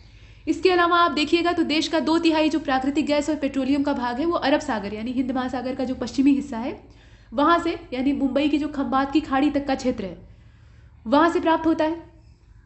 और जो यहाँ पर तरलीकृत गैस है, प्राकृतिक गैस है, जिसको कि LNG कहा जाता है, उसका चौथा सबसे बड़ा आयातक भारत बन गया है और जिसका 45% हिस्सा ये समुद्र से आता है। और वो समुद्र कौन सा है? ये महासागर है, हिंद महासागर। इस प्रकार से हम लिख सकते हैं। और भारत ईरान में जो चाबहार बंदरगाह का विकास हो रहा था, उसके अतिरिक्त यहाँ आप देख रहे हैं 2 द्वीपों अगालेगा यानी मॉरिशस और आसुम्पश यानी जो सेशल्स है उसके लिए बुनियादी ढांचा भी विकसित कर रहा है। तो इस तरह के बहुत सारे प्रावधान हैं। और अधिकांश जो कार्गो होते हैं, कार्गो मतलब क्या, जो मालवाहक यहाँ पानी के जहाज होते हैं, उनको पूर्वी एशिया और अमेरिका के बीच में, यूरोप और अफ्रीका के बीच में यात्रा करनी पड़ती है और वह हिंद महासागर के क्षेत्र से गुजरते हैं। और अपने सामरिक और भौगोलिक स्थिति और श्रम बल की प्रचुरता के कारण यहाँ भारत को काफ़ी अच्छी खासी यहाँ अपॉर्चुनिटी प्राप्त होती है। किस तरह के अवसर होते हैं? जहाज की मरम्मत का व्यवसाय यहाँ विकसित हो सकता है। जैसे जो राजमार्ग होते हैं वहाँ पे वाहन मरम्मत की दुकानें खूब चलती हैं। साइकिल का पंचर बनाने वाला, मोटरसाइकिल ठीक करने वाला, गाड़ी की रिपेयरिंग करने वाला, इस प्रकार के धंधे अपने आप चलते हैं। तो वो काम भारत भी कर सकता है। आगे चलते हैं। यहाँ आप देख रहे हैं कि नौसेना अभ्यास जो वरुण है भारत और फ्रांस के बीच में, मालाबार अभ्यास है संयुक्त राज्य अमेरिका, भारत और जापान के बीच में। इस प्रकार के नौसैनिक अभ्यास जो कि कई देशों के एक साथ ज्वाइंट आयोजित किए जाते हैं वो यहाँ पर होते हैं। और पायरेसी के बारे में अगर देखा जाए, जिसे कि यहाँ पर समुद्री डकैती के तौर पर देखा जाता है, और चीन की बढ़ती हुई जो यहाँ उपस्थिति है, दादागिरी है, उसको अगर देखा जाए तो ये सब इसकी शांति को भंग करने वाले कारक हैं। हिंद महासागर में चीन अपना पैर पसार रहा है ताकि वो भारत को घेर सके। तो यहाँ भारत को भी थोड़ी सावधानी बरतने की आवश्यकता है। और आप देख रहे हैं कि भारत जो है वो अंतर सरकारी समूहों जैसे कि हिंद महासागर रिम एसोसिएशन है, इसमें शामिल हुआ है और भारत ने इसे निरंतर शांति का क्षेत्र बनाए रखने का प्रयास किया है और हाल ही में ये हिंद महासागर आयोग का भी सदस्य बन गया है। इसके बाद पराली जलाना, ये एक गंभीर समस्या है और इससे आप क्या समझते हैं? इसे कम करने के लिए सरकार की कुछ पहलों की सूची तैयार कीजिए। तो पहले आप बताइए कि पराली क्या है। फसल के अवशेष किसान जो है वो खेत में ही जला देते हैं और जो फसल के अवशेष होते हैं उसी को पराली कहा जाता है। उसे ढोकर बाहर फेंकना, और कहाँ फेंकेंगे इस झंझट के चलते, वहीं खेत में आग लगा देते हैं, वो जल के राख हो जाता है। तो उनका काम तो हो जाता है, लेकिन यहाँ दिक्कत ये होती है कि उससे जो धुआं निकलता है और कार्बन के जो कण मुक्त होते हैं वो बड़ी मात्रा में प्रदूषण पैदा करते हैं। तो यहाँ देख लीजिए, मशीन की सहायता से जब कटाई होती है तो फसल की कटाई में फसल का सिर्फ अनाज वाला हिस्सा काटा जाता है और धान और गेहूं का जो ऊपर का हिस्सा है वही कटता है। नीचे की डंठल और जो सूखी पत्तियां हैं वो बच जाती हैं, जड़ें बच जाती हैं और बाकी हिस्से को खेत में ही छोड़ दिया जाता है। तो किसानों के पास एक विकल्प ये हो सकता है कि मशीन की सहायता से ही उसको उखड़वा लें और बोझ बनाकर कहीं इकट्ठा करके उसका इस्तेमाल करें। तो इतनी झंझट कौन करे, उसको वहीं जला देते हैं। अब यह खेत पर छोड़े गए पुआल की महत्वपूर्ण लंबाई को संदर्भित करता है, जिसे अवशेष के रूप में भी देखा जाता है। धान की फसल यानी अक्टूबर के अंत तक ये तैयार होती है और गेहूं की बुआई नवंबर के पहले सप्ताह में की जाती है, यानी दोनों के बीच का गैप कम है। तो इस बीच के गैप में मतलब 10 से 15 दिन का छोटा अंतराल होता है। गेहूं की जो बीज है उनकी बुआई में देरी होती है क्योंकि पराली अभी भी खेत में होती है। कहने का मतलब यह है कि धान की फसल आपने काटी, धान की बालियां निकाल ली, डंठल वैसे ही रह गए। अब डंठलों का क्या कीजिएगा, उनको हटाइएगा। तो अगर तुरंत नहीं हटाएंगे तो गेहूं कहाँ लगाएंगे, कोई नया खेत तो पैदा नहीं हो जाएगा। जिस खेत पर आपने धान बोया था वहीं आपको गेहूं भी लगाना है। तो ऐसी कंडीशन में पराली जो है उसको जला दिया जाता है। मतलब किसान जो है इन डंठलों में आग लगा देते हैं और इन्हें खत्म कर देते हैं। और ये जो प्रक्रिया है इसको स्टबल बर्निंग या पराली जलाने के रूप में देखा जाता है। अब पहले के समय में क्या होता था, पहले के समय में पूरा जो पौधा है उसका इस्तेमाल किया जाता था, उससे जो पुआल निकलता था उसको यूज़ किया जाता था।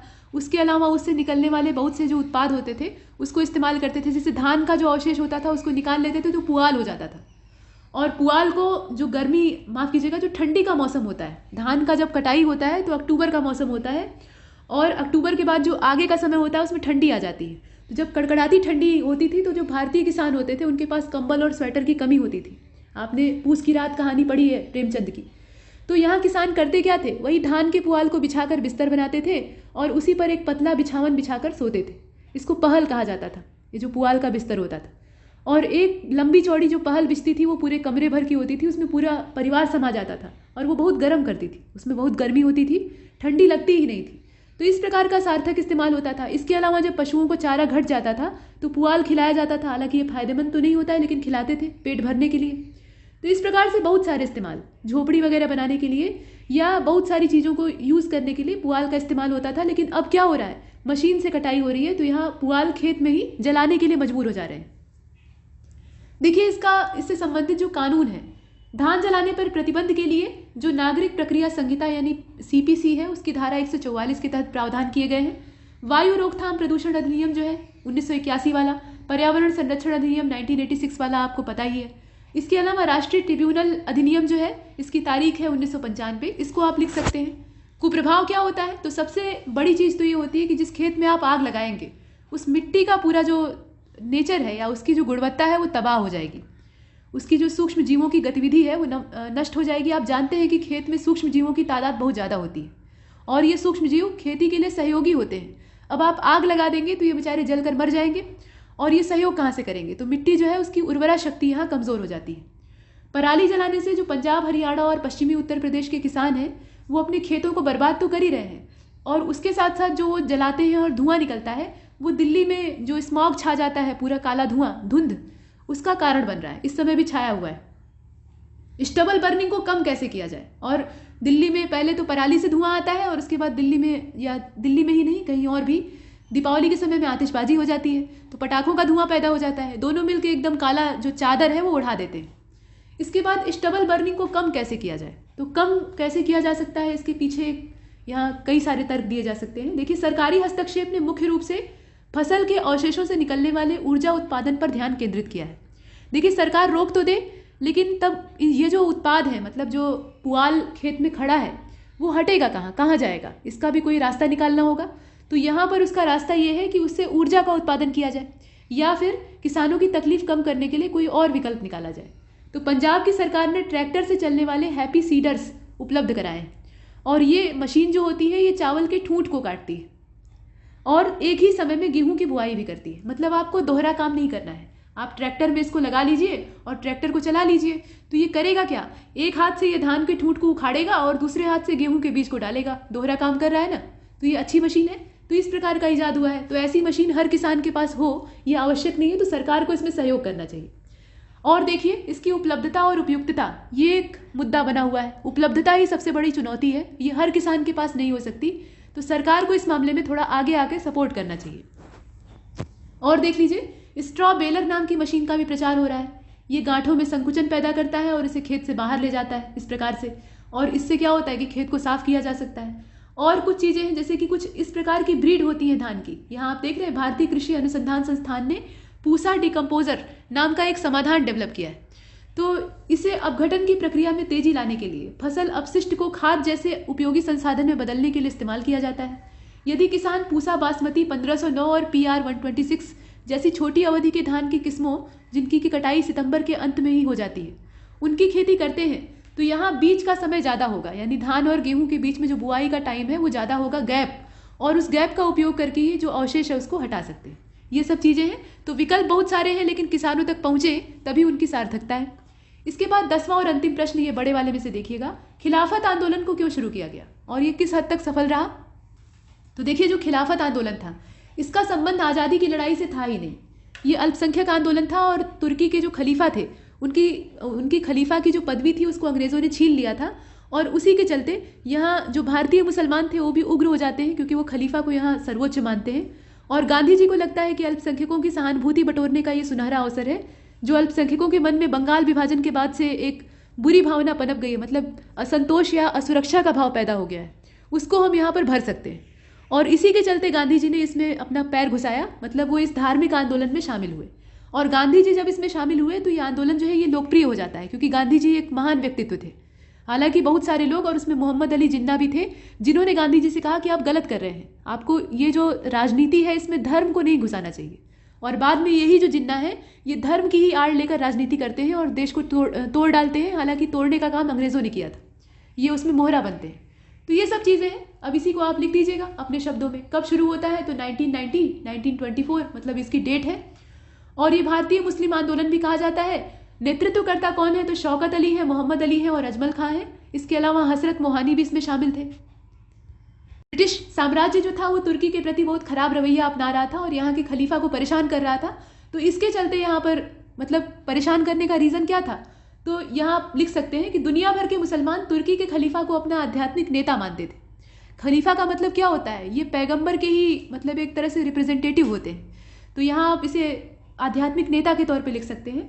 और युद्ध के दौरान तुर्की ने अंग्रेज़ों के खिलाफ जर्मनी और ऑस्ट्रिया का साथ दिया था। जो पहला विश्व युद्ध हुआ था उसमें तुर्की क्या करता है? ये चला जाता है जर्मनी के साथ। और जब जर्मनी के साथ चला जाता है तो यहाँ जो ब्रिटेन वगैरह है वो नाराज़ हो जाते हैं और इसके चलते वो बदला लेना चाहते हैं। और युद्ध की समाप्ति जब होती है तो वर्साई की संधि होती है 1919 में। और उसके साथ अंग्रेज़ों ने तुर्की जो क्षेत्र था उसकी क्षेत्रीय सीमा को यानी फ़िलिस्तीन, सीरिया और लेबनान और अब इराक, इसको साम्राज्य से बाहर कर दिया और राजनीतिक प्रभाव को भी कम कर दिया। कुल मिलाकर ये तुर्की को परेशान करने लगे और खलीफा को सत्ता से हटा दिया। और इसी की वजह से जो मुसलमान हैं वो नाराज़ होते हैं क्योंकि उनके जो धर्मगुरु हैं वो यहाँ पे परेशान किए जाते हैं अंग्रेज़ों के द्वारा इस प्रकार से। और मुसलमानों की मांगे क्या थी? तो मुस्लिम जो है वो पवित्र स्थानों पर खलीफा का नियंत्रण बनाए रखने के लिए डिमांड कर रहे थे और आवश्यक जो क्षेत्रीय व्यवस्था थी उसके बाद खलीफा को पर्याप्त क्षेत्र दिए जाने चाहिए इस प्रकार से। और बाद में क्या होता है कि गांधी जी इसमें इन्वॉल्व होते हैं और ये आंदोलन देश के विभिन्न हिस्सों में फैल जाता है। मतलब वकीलों ने वकालत बंद कर दी या विदेशी कपड़ों के ढेर में सार्वजनिक रूप से आग लगाई गई। तो ये असहयोग आंदोलन की नींव तैयार करता है। मतलब यहाँ पे खिलाफत और असहयोग एक साथ चलते हैं, ये मतलब समानांतर रूप से चलते हैं। दोनों का उद्देश्य अलग होता है लेकिन यहाँ दोनों में गांधी जी की भूमिका होती है। और वो ये भी चाहते थे कि असहयोग आंदोलन में मुस्लिम उनका समर्थन करें और यहाँ पर मुस्लिम लीग भी गांधी जी को सपोर्ट करती है, सिर्फ इसीलिए कि उन्होंने खिलाफत में पैर घुसाया था। लेकिन जब असहयोग आंदोलन बर्बाद होता है, बर्बाद इसलिए क्योंकि चौरी चौरा के बाद गांधी जी इसे एकाएक वापस ले लेते हैं और इस मामले में गांधी जी की भर्त्सना करने वाले यानी उनकी निंदा करने वाले बहुत लोग थे। लोगों का आरोप यह था कि आंदोलन जो था वो सफल नहीं हो पा रहा था, गांधी जी को इसमें पब्लिसिटी नहीं मिल पा रही थी। तो इसके चलते उन्होंने एक नए आंदोलन का प्लान बना लिया था और इस आंदोलन को ख़त्म करना था और वो किसी मौके का इंतजार कर रहे थे और वो मौका था चौरी चौरा। इस प्रकार का आरोप लगता है। ये कुछ हद तक सही भी है और कुछ हद तक गलत भी है। तो इस प्रकार की चीज़ों को आप शामिल कर सकते हैं, दोनों को जोड़कर दिखाएंगे। और ये भी लिख दीजिएगा कि यहाँ धर्म और राजनीति को एक साथ मिलाने की कोशिश की गई जो कि बाद में घातक सिद्ध होती है। चलते हैं आगे। यहाँ खंड ब को देखिए, 50 शब्दों वाली शब्द सीमा के ये प्रश्न है। आरोग्य सेतु ऐप को आपको संक्षेप में समझाना है। ये कोविड-19 के दौर में काफ़ी प्रचलित हुआ है। इलेक्ट्रॉनिक्स और सूचना प्रौद्योगिकी मंत्रालय के अधीन राष्ट्रीय सूचना विज्ञान केंद्र के द्वारा इसका डेवलपमेंट किया गया है और इससे नागरिकों को कोविड-19 के जो जोखिम है उन्हें पहचानने में सहायता प्राप्त होगी। इस एप्लीकेशन का उद्देश्य है भारत के लोगों में व्यापार जो आवश्यक स्वास्थ्य सेवा है उसको जोड़ना और कोविड-19 के खिलाफ लड़ने के लिए पब्लिक प्राइवेट पार्टनरशिप, उसके तहत इसका विकास किया गया है। और इस एप्लीकेशन की मदद से आसपास के जो कोविड-19 के मरीज हैं उनके बारे में जानकारी प्राप्त हो सकती है। संदूषण के क्षेत्रों की पहचान करने से स्वास्थ्य विभागों को सहायता मिल सकती है। इसके अलावा ये जो एप्लीकेशन है ये 40 दिनों में 100 मिलियन से अधिक लोगों ने डाउनलोड किया था, तो ये इसका रिकॉर्ड भी है। इसके बारे में बहुत सारी चीज़ें हैं जिसे कि आप देख रहे हैं। इसके बाद सेकंड नंबर का जो क्वेश्चन है इसमें कहा गया है कि भूस्खलन क्या है और इसे कम करने के लिए क्या कदम उठाए जा सकते हैं।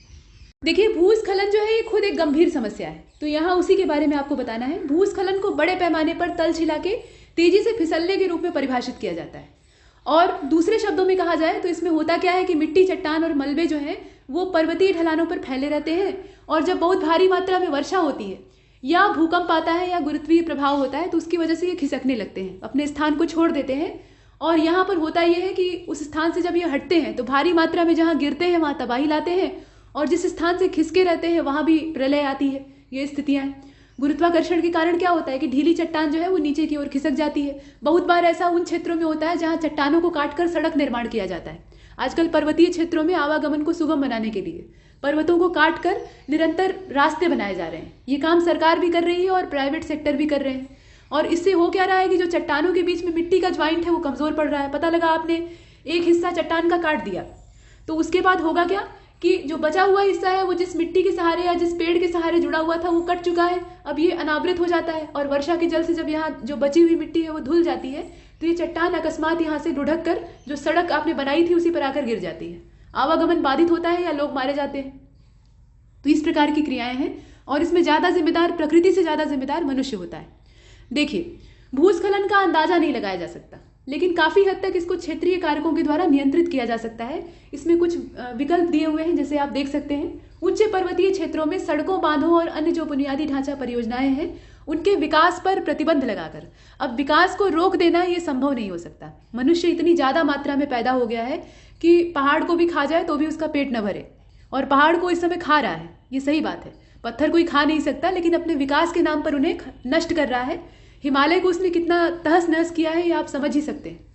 तो यहाँ आप देख लीजिए कि जो बुनियादी ढांचा परियोजनाएं हैं या इस प्रकार के निर्माण कार्य हैं उन पे काफ़ी हद तक अगर प्रतिबंध लगेगा तो ये कंट्रोल में आएगा। इसके अलावा घाटियों और मध्यम ढलान वाले क्षेत्रों पर कृषि को सीमित करना, क्योंकि खेती जो है ये भी अपर्दन का कारण बनती है।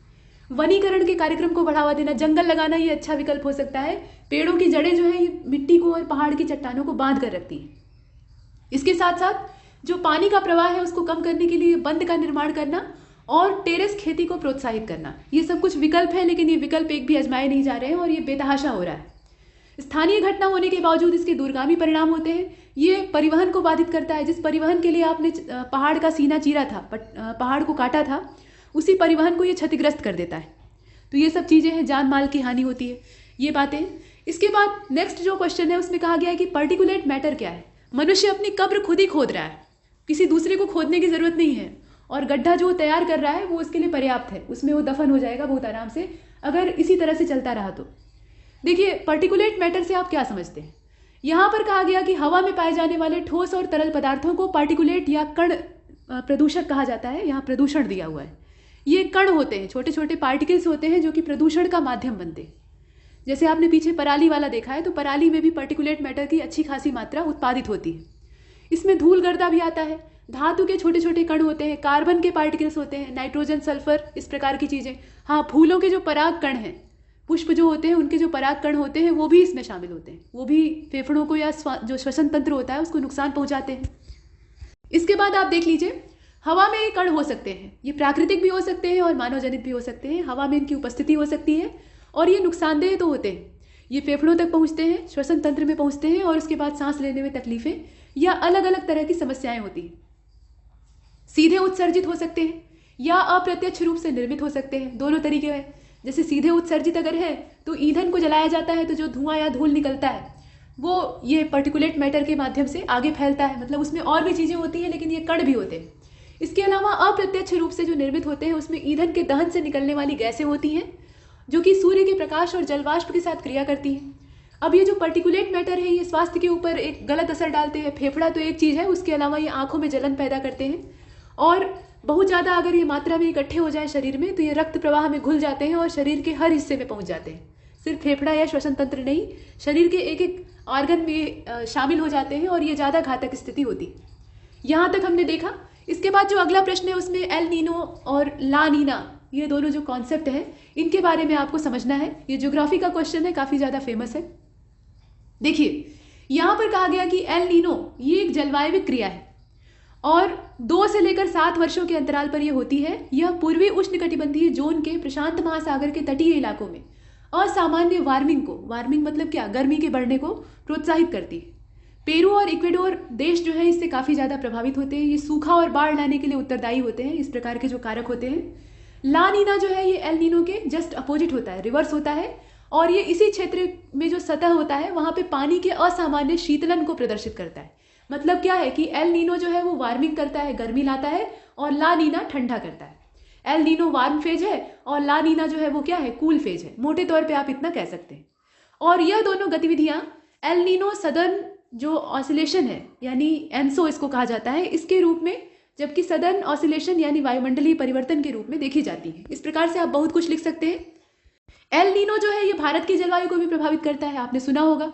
यह जो गर्म सर्दियां होती हैं, सर्दियों में क्या होता है, कभी कभी गर्मी आ जाती है, और जो ग्रीष्मकाल होता है उसमें आर्द्रता की बजाय सूखापन आ जाता है, और बाद में क्या होता है, जब बारिश होनी चाहिए तो बारिश ही नहीं होती है। यानी कुल मिलाकर मौसम का असंतुलन ये पैदा करता है।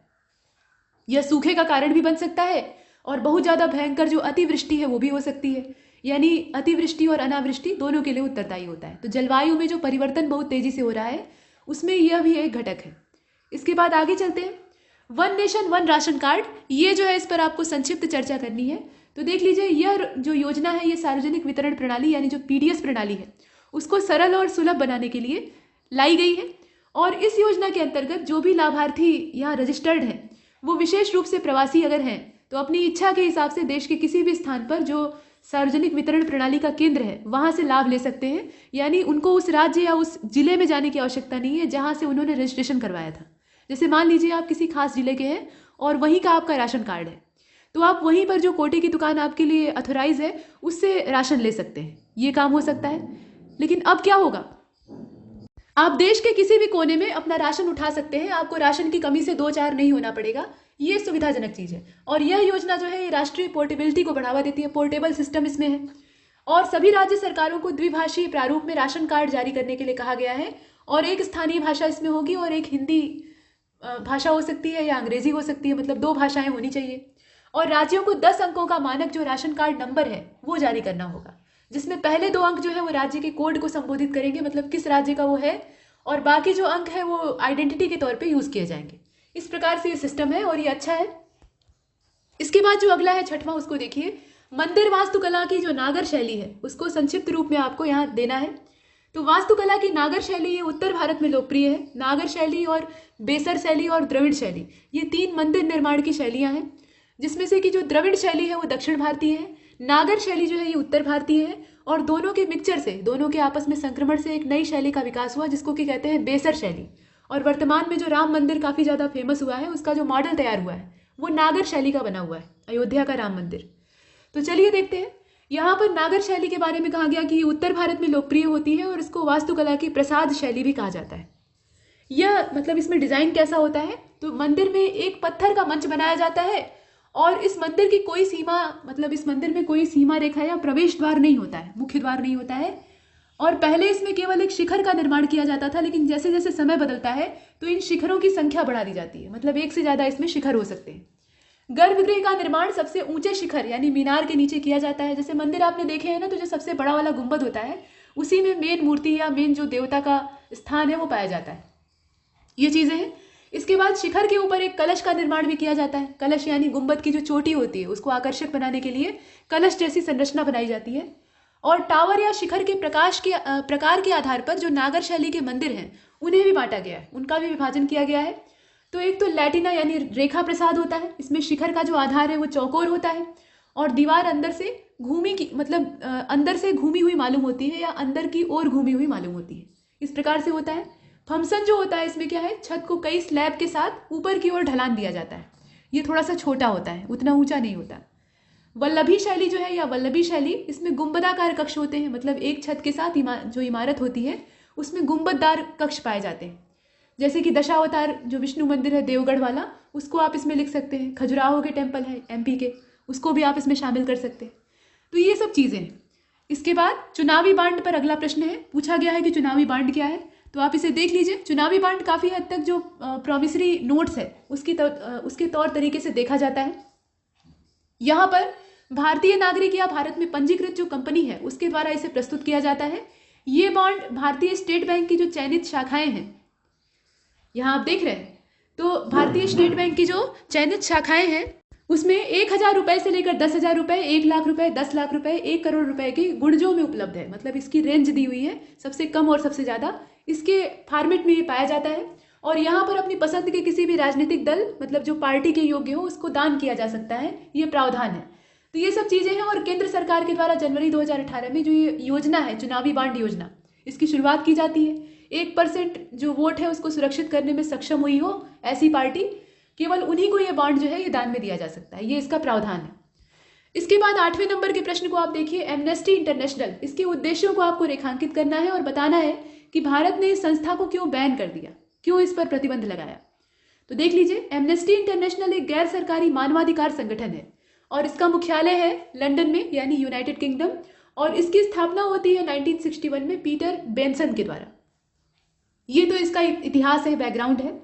अब यह संस्था मुख्य रूप से मानवाधिकारों के हनन के खिलाफ काम करती है और विभिन्न मामलों में अंतर्राष्ट्रीय कानून मानकों के अनुपालन की वकालत करती है। मानवाधिकार एक गंभीर मुद्दा है तो उससे संबंधित ये संस्था है। और यह संस्था मृत्युदंड की सजा को मानवाधिकारों का खंडन मानता है और जनमत के सहारे उन सरकारों पर दबाव बनाता है जो अक्सर अपने अधिकारों का कथित दुरुपयोग करती है। मतलब मृत्युदंड इसके हिसाब से एक गैर कानूनी चीज है, वो नहीं होनी चाहिए। तो अब आइए देखते हैं कि इसे बैन क्यों किया जाता है। देखिए, इस संगठन को 1977 में नोबेल शांति पुरस्कार दिया गया क्योंकि ये शांति की स्थापना में पहल कर रहा था। अच्छी चीज़ है। और वर्तमान में लगभग 150 देश जो है इसमें सदस्य के रूप में हासिल है, मतलब सदस्य बन चुके हैं, सदस्यता हासिल किए हुए हैं, और 7 मिलियन से ज़्यादा लोग इसके मेंबर हैं। यहाँ भारत में अगर प्रतिबंध को देखा जाए तो सितंबर 2020 के अंत में इसने भारत में अपने परिचालन को बंद कर दिया। 8 साल से ये सफल परिचालन कर रहा था, लेकिन यहाँ पर बंद हो जाता है। और एमनेस्टी इंटरनेशनल ने अपने भारत परिचालन को प्रवर्तन निदेशालय यानी ईडी द्वारा इसके खातों को फ्रीज करने के बाद बंद किया, मतलब इसके खाते जो है वो फ्रीज कर दिए जाते हैं। और इसके विपरीत इस अंतर्राष्ट्रीय संगठन ने कहा है, देखिए ईडी जो है, ईडी मतलब क्या, यहाँ पे जो प्रवर्तन निदेशालय है भारत सरकार का, उसने इस संगठन पर मनी लॉन्ड्रिंग के आरोप लगाए हैं। ये भारत सरकार की ओर से या हमारी ओर से लगाए गए आरोप हैं। और इसके विपरीत जो एमनेस्टी इंटरनेशनल है वो क्या कहा है, उसने कहा है कि सरकार जम्मू कश्मीर राज्य में एमनेस्टी की मानवाधिकार उल्लंघन रिपोर्ट से नाराज है। तो बात दोनों की सही है। और यहाँ पर एमनेस्टी की जो बात है वो ज़्यादा जायज़ है। यहाँ भारत सरकार जो है वो अपने हिसाब से इसे चलाना चाहती है, और ये वैश्विक संस्था है तो ये उनके हिसाब से नहीं चल रही है। तो यहाँ थोड़ा सा थोपने वाली बात है। कुल मिलाकर मानवाधिकार से जो सरकार का टकराव है वो यहाँ हो रहा है, और उसी के चलते इसे बाहर कर दिया गया। अब चलते हैं आगे, 9वें नंबर के प्रश्न को देखिए। विश्व खाद्य कार्यक्रम पर संक्षिप्त नोट आपको लिखना है। तो देखिए, विश्व खाद्य कार्यक्रम ये संयुक्त राष्ट्र का एक हिस्सा है और ये बड़ा मानवीय संगठन है। इसकी स्थापना 1961 में हुई थी और इसका जो हेडक्वार्टर है वो इटली में है, मतलब रोम जो है वहाँ पे है।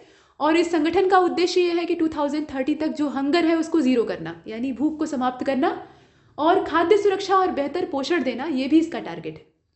2019 में इसने 97 मिलियन लोगों को भोजन और सहायता दी थी। और भारत में जो परिचालन है, यहाँ आप देख लीजिए WFP, यानी ये जो विश्व खाद्य कार्यक्रम है इसी की बात की जा रही है। 1963 में इसने भारत में अपना परिचालन शुरू किया था और ये भारत को सहयोग कर रहा है। इसके साथ साथ ये भारत में जो टारगेटेड सार्वजनिक वितरण प्रणाली है उसमें भी सहयोग करने के लिए प्रतिबद्ध है। और 2020 के लिए जो विश्व खाद्य कार्यक्रम है उसने नोबेल पुरस्कार जीता है। किस क्षेत्र में जीता है, तो शांति के क्षेत्र में जीता है, और इसीलिए ये चर्चा में है। तो ये चर्चित है, इसीलिए प्रश्न में आ सकता है। तो इतना आप इसमें लिख सकते हैं। इसके बाद 10वें नंबर के प्रश्न को देखिए। उत्तर प्रदेश विशेष सुरक्षा बल, ये क्या चीज़ है और इसकी आलोचना क्यों हो रही है, ये आपको बताना है। तो उत्तर प्रदेश विशेष सुरक्षा बल का गठन, ये एक अधिनियम 2020 का ही ये एक्ट है, इसी के तहत किया जाता है। और इस बल को मेट्रो स्टेशनों, रेलवे अदालतों या अन्य जो महत्वपूर्ण संस्थान हैं और व्यक्ति हैं उनकी सुरक्षा की जिम्मेदारी दी गई है। ये CISF की तर्ज पर गठित हुआ है, मतलब इसकी स्थापना उसी की नकल करके की गई है। और इसका निर्माण इसलिए भी किया गया है ताकि यह बल जो है ये प्रांतीय सशस्त्र कांस्टेबलरी जो कानून है और व्यवस्था है उसको बनाए रखने का काम करे। अब आलोचना का कारण क्या है, तो शक्ति का दुरुपयोग, ये सबसे बड़ा कारण है।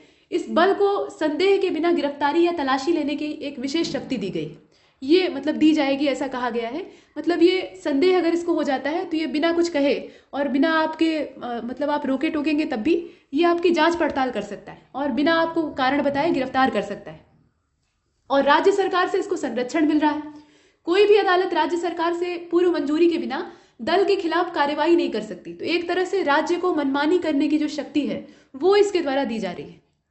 ये आलोचना का विषय तो है ही है, तो इसलिए आप आलोचना करिएगा। और इस कारण से उचित नियमों और दिशा निर्देश को तैयार किए जाने की आवश्यकता है जिससे कि बल अपनी शक्तियों का प्रयोग एक सीमा के अंदर करे। मिलिट्री या जो पुलिस होती है उसकी भी अपनी सीमा रेखा होती है, उससे बाहर वो काम नहीं कर सकते, क्योंकि जिसके हाथ में हथियार होते हैं वो कुछ भी कर सकता है अगर उसको कंट्रोल में नहीं रखा गया तो। ये चीज़ है। इसके बाद अब चलिए खंड स की ओर। यहाँ पर 25 शब्दों वाले छोटे छोटे प्रश्न हैं, जैसे कि ग्राम न्यायालय है पहला वाला, टिप्पणी आपको लिखनी है 25 शब्दों के अंदर, 2 अंक इस पे निर्धारित है। तो देखिए, भारत का ग्रामीण सेक्टर है वहाँ पे न्याय प्रणाली को त्वरित और आसानी से पहुँचाने के लिए ग्राम न्यायालय अधिनियम 2008 के तहत ग्राम न्यायालय स्थापित किए गए हैं। और भारत में सुप्रीम कोर्ट ने फरवरी 2020 में, ये कुछ ज़्यादा ही टेढ़ा लिख दिया है, फरवरी 2020 में राज्यों को ग्राम न्यायालय स्थापित करने का निर्देश दिया है। जो 12वीं पंचवर्षीय योजना थी उसके अंतर्गत देश को 2500 ग्राम न्यायालयों की ज़रूरत थी, ऐसा कहा गया था। ग्राम न्यायालय की जो अध्यक्षता है वो एक न्यायाधिकारी के द्वारा की जाती है और यहाँ पे जो इसकी शक्तियाँ होती हैं वो एक न्यायिक मजिस्ट्रेट के समान होती हैं, तो काफ़ी अच्छी पावर है। इसके बाद आगे चलते हैं। यहाँ पर RTI के बारे में कहा गया है, तो RTI को आप देख लीजिए, सूचना का अधिकार के नाम से आप इसे जानते हैं। यह अधिनियम था 2005 का। नागरिकों को किसी सरकारी सूचना को प्राप्त करने की प्रक्रिया को सुलभ और सुनिश्चित कराना, ये इसका उद्देश्य था। और इसका उद्देश्य था नागरिकों को सशक्त बनाना और सरकार के काम में पारदर्शिता लाना, मतलब जवाबदेही, कि आप जो काम कर रहे हैं उसका जवाब आपसे जनता मांग सकती है और आपको देना पड़ेगा इस अधिनियम के तहत। तो इसके चलते पारदर्शिता आएगी और लोग जो है वो काला काम करने से डरेंगे, इसके चलते इसे लागू किया गया था। लेकिन वर्तमान में ये जो प्रणाली है ये बहुत अच्छे तरीके से काम नहीं कर पा रही है। देख सकते हैं आप, इस कानून को मुख्य रूप से भ्रष्टाचार को कम करने के लिए और लोकतंत्र को वास्तव में मजबूत करने के लिए लॉन्च किया गया था।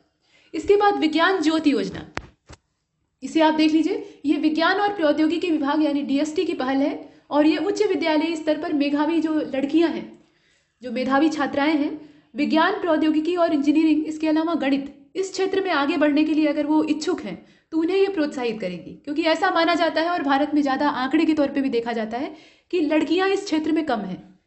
एक लड़की जो है वो मेडिकल की पढ़ाई करना ज़्यादा बेहतर समझ रही है लेकिन इंजीनियरिंग के क्षेत्र में नहीं आना चाह रही है, ऐसा प्रायः देखा जाता है। मतलब ये कोई आरोप प्रत्यारोप नहीं है, लेकिन ये एक आंकड़ा है और ये काफ़ी हद तक जायज़ भी है। तो इसका मतलब क्या है कि जो टेक्नोलॉजी वाला क्षेत्र है वो अछूता इनसे हो रहा है, तो इसके पीछे कुछ रीज़न है और उन रीजंस को दूर करके प्रोत्साहित करने की आवश्यकता है। तो ये प्रोत्साहन की दिशा में ही एक पहल है। इसके बाद PM cares fund. PM cares fund क्या है? तो कोविड-19 महामारी के बाद ये जो फंड है, जिसको कि आप कह रहे हैं प्रधानमंत्री नागरिक सहायता और आपातकालीन स्थिति निधि, इसका हिंदी नाम है, इसको 28 मार्च 2020 को किसी आपातकालीन स्थिति से निपटने के लिए वित्त संबंधी व्यवस्था के हेतु बनाया गया था। और यह राष्ट्रीय कोष मुख्य रूप से किसी भी प्रकार की आपातकालीन संकट की स्थिति से निपटने के लिए समर्पित है। तो यहाँ आपातकालीन संकट तत्कालीन क्या था? कोविड-19। वंदे भारत मिशन क्या है? तो यहाँ आप देख लीजिए, कोरोना वायरस के प्रकोप के दौरान भारतीय विदेश मंत्रालय ने वंदे भारत मिशन को लॉन्च किया था और यह भारत सरकार का सबसे बड़ा प्रत्यावर्तन अभियान है। इस मिशन ने दुनिया के विभिन्न हिस्सों में फंसे हुए भारतीयों को वापस लाने का काम शुरू किया था, मतलब फिर से अपने घर लौटाने का काम शुरू किया था। और इस मिशन के तहत भारतीय दूतावासों में फंसे हुए नागरिकों को विशेष वाणिज्यिक विमानों और नौसैनिक जहाजों के माध्यम से वापस लाने का प्रबंध किया गया था। और वहीं से आया जो कोविड-19 है, मतलब कोरोना वायरस, इसी प्रकार से और तेजी से फैलने लगा।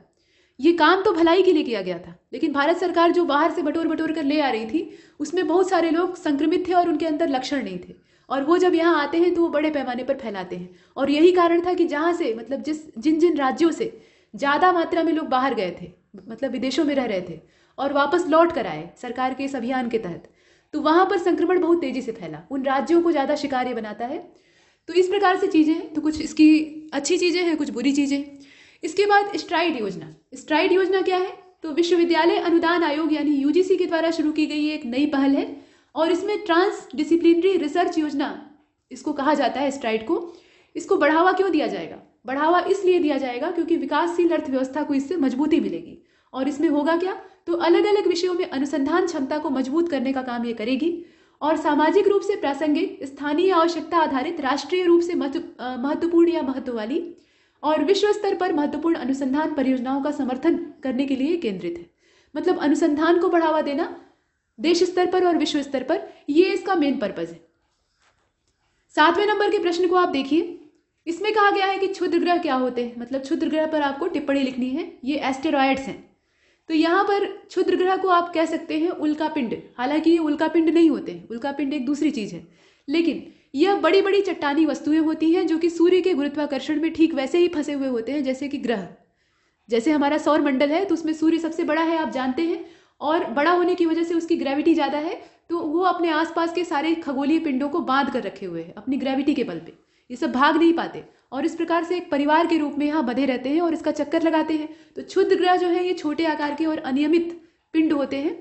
यह भी सूर्य के गुरुत्वाकर्षण में फंसकर इसके चारों ओर परिक्रमा करते हैं और कई बार क्या होता है कि यह परिक्रमा करते करते पृथ्वी के काफी पास आ जाते हैं, उसके पास से गुजर जाते हैं या उसके वायुमंडल में आकर टुकड़े टुकड़े होकर धरती पर गिर जाते हैं। और जब इसके वायुमंडल के संपर्क में आते हैं पृथ्वी के, तो घर्षण के कारण इनमें आग लगती है। तो यहाँ उल्का पिंड वाला जो कॉन्सेप्ट है वो पैदा होता है। इस प्रकार से हम लिख सकते हैं। और उपग्रह के रूप में भी कुछ जो क्षुद्र ग्रह हैं वो भी देखे जाते हैं। अब सौर मंडल में अगर देखा जाए, अपने सौर मंडल में सिर्फ, तो लाखों की तादाद में ये पाए जाते हैं और इनका आकार जो है वो सैकड़ों मील से लेकर कई फीट तक का हो सकता है। मतलब ये छोटे भी हो सकते हैं, बड़े भी हो सकते हैं, लेकिन मुख्य रूप से इनकी उपस्थिति कहाँ पे है? तो ये मंगल ग्रह से लेकर बृहस्पति ग्रह के बीच में सूर्य की परिक्रमा करते हैं। ये इनके बीच का जो मतलब रेंज है, मंगल से बृहस्पति के बीच में ये पाए जाते हैं। आगे चलते हैं। मधुबनी पेंटिंग, इस पर आपको लिखना है। तो माना जाता है कि रामायण काल के दौरान बिहार का जो मिथिला क्षेत्र था वहाँ कई प्रकार की कलाओं का अभ्यास किया जाता था, और उसी में थी एक मधुबनी पेंटिंग। मधुबन जो क्षेत्र है ये बिहार में है, और इस चित्रकारी में चित्रों के माध्यम से विभिन्न धार्मिक विषयों जैसे कि देवी देवता कृष्ण, शिव, लक्ष्मी, दुर्गा, राम, इन्हें चित्रित किया गया था। और इस पेंटिंग में अनेक आकृतियों यानी विभिन्न प्रतीकों की तरह उन्हें दर्शाया जाता था। मधुबनी पेंटिंग में मछली को सौभाग्य और प्रजनन क्षमता का सूचक माना जाता है, मतलब एज ए सिंबल यहाँ पे यूज किया जाता है। मछली को किसी खास चीज का प्रतीक माना जाता है। मान लीजिए जैसे शेर है, सिंह है, तो उसको गौरव या शक्ति का प्रतीक माना जाए। इस प्रकार से हर एक जीव या हर एक सिंबल को यहाँ एक खास चीज के लिए नियुक्त कर दिया गया था। ये मधुबनी पेंटिंग का तरीका है, और इस पेंटिंग को जीआई टैग मिला है और इसीलिए ये चर्चा में है। तो जीआई टैग जिन्हें मिलता है वो फेमस हो जाते हैं। फेमस तो ये पहले से ही है। इसके बाद एशियाई विकास बैंक यानी एडीबी के बारे में आपको लिखना है। तो एडीबी का मुख्यालय फिलीपींस की राजधानी मनीला में है और 1966 में इसका डेवलपमेंट किया गया था। भारत जो है वो एडीबी के संस्थापक सदस्यों में से एक है। ये भारत की स्थिति है। यह एक क्षेत्रीय विकास बैंक के रूप में काम करता है और उद्देश्य सबसे महत्वपूर्ण होता है। तो ये उद्देश्य क्या लेकर चला है? आर्थिक विकास, और वो भी कैसा? समावेशी, साथ ही साथ क्षेत्रीय एकीकरण। ये दोनों करके ये एशिया क्षेत्र में गरीबी को कम करना चाहता है। ये इसके पीछे का पर्पज है। और हाल में अशोक लवासा जो कि चुनाव आयुक्त बनने की कतार में थे और बन गए इसके उपाध्यक्ष, तो इन्हें याद रखिएगा। ये अशोक लवासा जो है ये एडीबी जो है यानी एशियाई विकास बैंक, इसके उपाध्यक्ष के तौर पे नियुक्त किए गए। आगे चलते हैं। यहाँ पर डीबीटी के बारे में दिया हुआ है यानी प्रत्यक्ष लाभ हस्तांतरण। तो इसे देख लीजिए। डीबीटी को जेएएम यानी जो जनधन आधार मोबाइल समाधान के तर्ज पर ही इसे भी लॉन्च किया गया था 2015 में। और इसके अंतर्गत किसी योजना में लाभार्थियों की जो लाभकारी धनराशि है वो सीधे उनके बैंक खातों या आधार से जुड़े हुए जो डाकघर है यानी पोस्ट ऑफिस होती हैं वहां पर पहुंचा दी जाएगी। पोस्ट ऑफिस में भी जमा करने और निकालने वाला काम होता है, वहां भी फिक्स किया जाता है धनराशि, वहां भी आप जमा कर सकते हैं। तो डीबीटी का उद्देश्य लाभार्थियों की सूची से नकली, डुप्लीकेट और जो मतलब पुरानी चीजें हैं उनको हटाना और जो धन प्रवाह है उसको सुनिश्चित करना, ये इसके पीछे का टारगेट था। इसके बाद प्रश्नकाल, ये अगला मुद्दा है, मतलब ये अगला टॉपिक है। 11वें नंबर का आपका प्रश्न है। तो इसमें कहा गया है कि प्रश्नकाल क्या होता है, बताइए। तो देखिए, हर संसदीय बैठक के पहले घंटे के समय को प्रश्नकाल कहा जाता है। मतलब जो पहला 1 घंटा होता है वो प्रश्नकाल होता है। और इस दौरान सदस्य मंत्रियों से सवाल पूछते हैं। और सवाल 3 तरह के होते हैं। एक तो तारांकित प्रश्न होते हैं जिसमें कि एक मौखिक उत्तर की आवश्यकता होती है और पूरक प्रश्न भी पूछे जा सकते हैं। इसके अलावा अतारांकित प्रश्न होते हैं जिसमें लिखित उत्तर की आवश्यकता होती है और पूरक प्रश्न यहाँ नहीं पूछे जा सकते हैं। लघु सूचना प्रश्न कौन से होते हैं? जहाँ मौखिक जवाब चाहिए होता है और 10 दिन से कम का नोटिस देने के बाद ही ये पूछे जा सकते हैं। मतलब यहाँ पे नोटिस देने की आवश्यकता होती है। तो इस प्रकार से इनकी रेंज है। इसके बाद कार्बन क्रेडिट, ये 12th नंबर का क्वेश्चन है। इसमें कार्बन क्रेडिट क्या है ये आपको बताना है। तो ये एक किस्म के पर्यावरण प्रमाण पत्र के रूप में परिभाषित किया जाता है। ये क्या है? एक तरह का क्रेडिट कार्ड है, लेकिन ये क्या है? एक तरह का सर्टिफिकेट है। ये कोई पैसा निकालने का साधन नहीं है। ये धारक को एक निश्चित मात्रा में कार्बन या किसी अन्य ग्रीन हाउस गैसों के उत्सर्जन करने की अनुमति देता है। जैसे आपके बैंक में जितना बैलेंस है उसी के आधार पर आप अपने क्रेडिट कार्ड से शॉपिंग कर सकते हैं या उससे कुछ थोड़ा सा ज़्यादा अमाउंट में कर सकते हैं, लेकिन वो भी आप ही को भरना है। तो उसी आधार पे, उसी तर्ज पे यहाँ पर्यावरण में सुरक्षा लाने के लिए या पर्यावरण को लाभ पहुँचाने के लिए ये कार्बन क्रेडिट को लॉन्च किया गया है। और यहाँ पर जितना इसमें निश्चित मात्रा है उसी के आधार पर आप जो कार्बन का उत्सर्जन है वो कर सकते हैं या ग्रीन हाउस गैसों का। एक कार्बन क्रेडिट जो है वो 1 टन कार्बन के बराबर होता है। यहाँ इसकी जो रेंज है, मतलब इसका जो मेजरमेंट है वो दिया हुआ है। ये कार्बन क्रेडिट व्यापार के लिए भी उचित है। इसका मतलब क्या है कि एक पार्टी इसे कमाती है तो वह इस प्रत्यय यानी क्रेडिट को पर्यावरण को प्रदूषित करने वाली किसी दूसरी कंपनी को बेच सकती है। मतलब यहाँ लेन देन हो सकता है और यह दूसरी कंपनी एक निश्चित सीमा तक प्रदूषित करने की अनुमति प्राप्त कर लेगी। तो यहाँ पर इसका दुरुपयोग भी हो सकता है और सदुपयोग भी हो सकता है।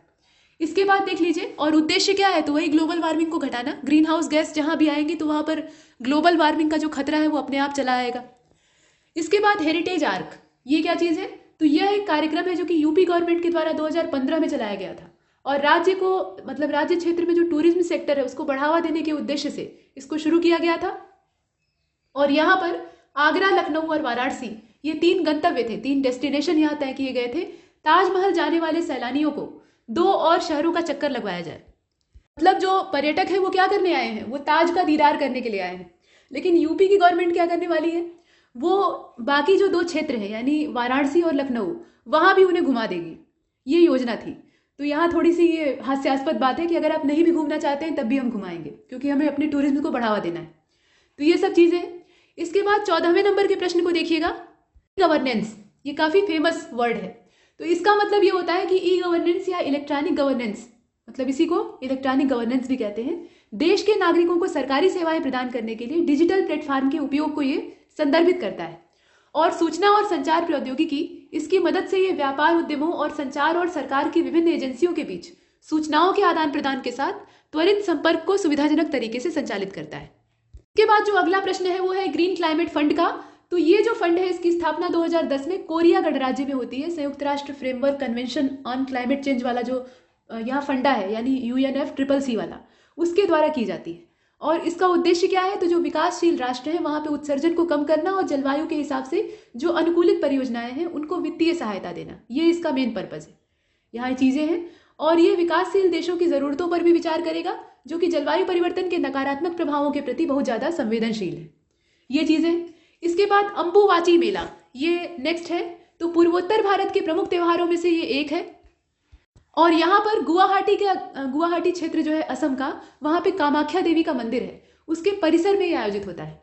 कामाख्या देवी ये दुर्गा जी का ही एक प्रतिरूप है। तो यहाँ पर ये आयोजित होता है और इसे पूर्व का महाकुंभ भी कहा जाता है। जैसे उत्तर भारत में महाकुंभ का आयोजन होता है प्रयागराज में, तो वैसे ही यहाँ पर ये पूर्व का महाकुंभ कहा जाता है। और इस महीने में माफ़ कीजिएगा, इस मेले में मंदिर 3 दिनों के लिए बंद रहता है। और ऐसी मान्यता है कि इस त्यौहार के दौरान, ये जो त्यौहार है इसके दौरान माँ कामाख्या अपने मासिक धर्म के चक्र से गुजरती हैं, क्योंकि देवी भी एक स्त्री हैं और स्त्री के शरीर की जो क्रियाएं हैं उससे वो अछूती नहीं है, ऐसा मनुष्य मानता है। देवता क्या है वो कोई नहीं जानता, मनुष्य की जो कल्पनाएं हैं वही देवता बन जाते हैं या देवी बन जाती है। तो यहाँ देवी चूंकि स्त्री है, तो स्त्री का जैसा शरीर होता है उसी के हिसाब से उनका भी शरीर होगा।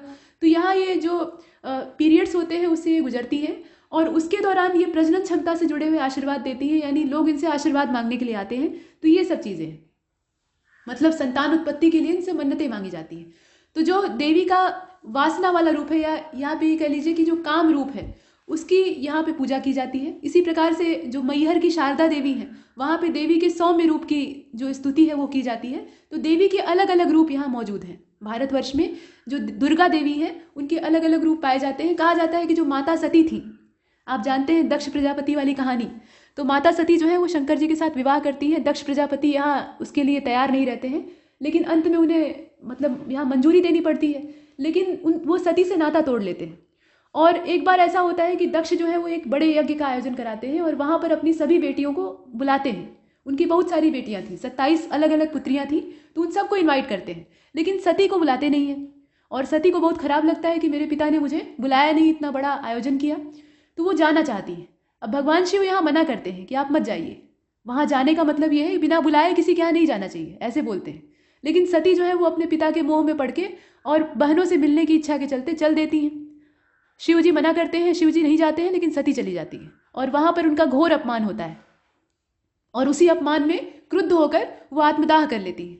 और उसके बाद महादेव को जब पता लगता है तो वो तो एकदम गुस्से में गर्म हो जाते हैं और उनका जो शव था, जला हुआ शव था, उसको उठाकर तांडव करना शुरू करते हैं। तो यहाँ पर वो शांत होने का नाम ही नहीं ले रहे थे। तो भगवान विष्णु अपने सुदर्शन चक्र को अनुमति देते हैं कि जो माता सती हैं उनका शरीर जब तक महादेव के हाथ में रहेगा तब तक वो एकदम गुस्से में उबले हुए रहेंगे। तो अच्छा यही है कि शरीर को हटा दो। शरीर का दाह संस्कार इसीलिए किया जाता है। जो मानव सभ्यता है, चाहे हिंदू धर्म हो या कोई भी धर्म हो, मृत शरीर को कोई रखता नहीं है। मिस्र की मम्मी बनाने का जो प्रचलन है वो हर जगह नहीं होता। तो मृत शरीर को क्यों हटा देते हैं? क्योंकि उसके साथ भावनाएं जुड़ी हुई होती हैं और वो भावनाएं तब तक चलती रहेंगी जब तक कि वो शरीर सामने रहेगा। तो उस शरीर को हटाओ ताकि जिंदगी आगे बढ़े। तो इसीलिए भगवान शिव के हाथ से उस शरीर को हटाने के लिए जो सुदर्शन चक्र था वो माता सती की देह को अलग अलग हिस्सों में काटना शुरू कर देता है। तो जो हिस्सा जहाँ जाकर पृथ्वी पर गिरता है, आकाश में चूंकि वो उसको लेकर भ्रमण कर रहे होते हैं, तो जो हिस्सा जहाँ जाकर पृथ्वी पर गिरता है वहाँ पर एक शक्तिपीठ की स्थापना होती है। तो माता सती का जो प्रजनन अंग था, यानी जो योनि वाला हिस्सा था, वो जाकर कामाख्या शक्तिपीठ में गिरता है और यहाँ पर इसकी स्थापना होती है। ऐसे ही जो अन्य हिस्से थे वो अलग अलग हिस्सों में जाकर, मतलब अलग अलग क्षेत्रों में जाकर गिरते हैं, तो वहाँ पर शक्तिपीठ डेवलप हो जाते हैं, मतलब वो जागृत मूर्तियाँ वहाँ स्थापित हो जाती हैं। तो वही कहानी है। फिलहाल ये अम्बुवाची मेला है। इसके बाद राजकोषी घाटा देखिए। तो राजकोषीय घाटा जो है ये सरकार के कुल राजस्व और कुल व्यय के बीच में अंतर राजकोषीय घाटा कहलाता है। मतलब ये डिफरेंस होता है किसके बीच में, राजस्व और कुल व्यय के बीच में। और दूसरे शब्दों में कहा जाए तो ये आय और व्यय के बीच में एक डिफरेंस होता है। और घाटा कब लगता है, जब फायदा कम हो और उसकी तुलना में खर्चा ज़्यादा हो, तो ऐसे में घाटा लगता है। और वही स्थिति यहाँ सरकार के साथ भी होती है। उसको निकालने का सूत्र आप देख रहे हैं, लॉर्ड मैकाले का मिनट या मैकाले मिनट, ये शिक्षा से संबंधित है। यहाँ अंग्रेजी भाषा पर जोर दिया गया था और मैकाले शिक्षा के द्वारा भारत में एक ऐसे वर्ग का निर्माण करना चाहता था जो कि रंग रूप से भारतीय हो लेकिन वेशभूषा से ये अंग्रेजी हो और बातचीत और चिंतन भी इनका अंग्रेजों के ही फेवर में हो। ये भारतीय समाज के अंदर एक ऐसे अंग्रेजी गुलाम वर्ग का निर्माण करना चाहते थे। ये अंग्रेज तो नहीं होते थे लेकिन मानसिक रूप से अंग्रेजों के गुलाम होते थे। इसके बाद स्वदेशी आंदोलन, तो 1906 में ये आंदोलन शुरू होता है। बंगाल विभाजन का जो निर्णय था उसी के खिलाफ आप जानते हैं। यहाँ जितनी भी विदेशी वस्तुएं हैं उनका बहिष्कार किया जाता है। बड़े पैमाने पर पूरे भारत में विद्रोह छिड़ता है, खासतौर पे बंगाल वाला एरिया इससे ज़्यादा प्रभावित होता है। कुल मिलाकर उद्देश्य क्या होता है कि ब्रिटिश साम्राज्य जो है उसको आर्थिक नुकसान पहुंचाइए, कितना भी हो सके उन्हें आर्थिक नुकसान पहुंचाइए ताकि वो समझे कि उन्होंने गलत किया है और भारत के लिए जो रोजगार के अवसर है वो खुल सके, ये चीज़ें। इसके बाद 20वां और अंतिम प्रश्न है सोनिक बूम से। तो सोनिक बूम क्या है, ये कोई धमाका है? तो देखिए, जब कोई विमान ध्वनि की रफ्तार से भी ज़्यादा तेज रफ्तार से हवा में गुजरता है तो एक विस्फोट जैसी आवाज़ पैदा होती है, बहुत भयंकर आवाज़ पैदा होती है और इसी आवाज़ को सोनिक बूम कहा जाता है। और बड़ी मात्रा में ध्वनि ऊर्जा यहाँ से जनरेट होती है और जब कोई विमान कम ऊंचाई पर उड़ान भरता है तो यह तीव्र हो जाती है और इसका प्रतिकूल प्रभाव देखने के लिए मिलता है। मतलब सुनने की क्षमता पर, इसके अलावा जो दिल के रोगी है या किसी और बीमारी से ग्रस्त है या जो जीव जंतु हैं उन्हें भी इससे अच्छा खासा नुकसान पहुंचता है। तो विमान का भार, आकार, ऊंचाई और वायुमंडलीय परिस्थितियां ये सोनिक बूम को प्रभावित करती हैं। ये सब चीज़ें इसमें आप देख रहे हैं। तो इस प्रकार से ये प्रश्नों की श्रृंखला निरंतर जारी रहेगी। आज थोड़ा वीडियो लंबा हो गया क्योंकि कहीं कहीं व्याख्या करने के लिए फैला दिया गया, लेकिन अब ये संतुलित मात्रा में ही आपको मिलेगा। तब तक के लिए नमस्कार।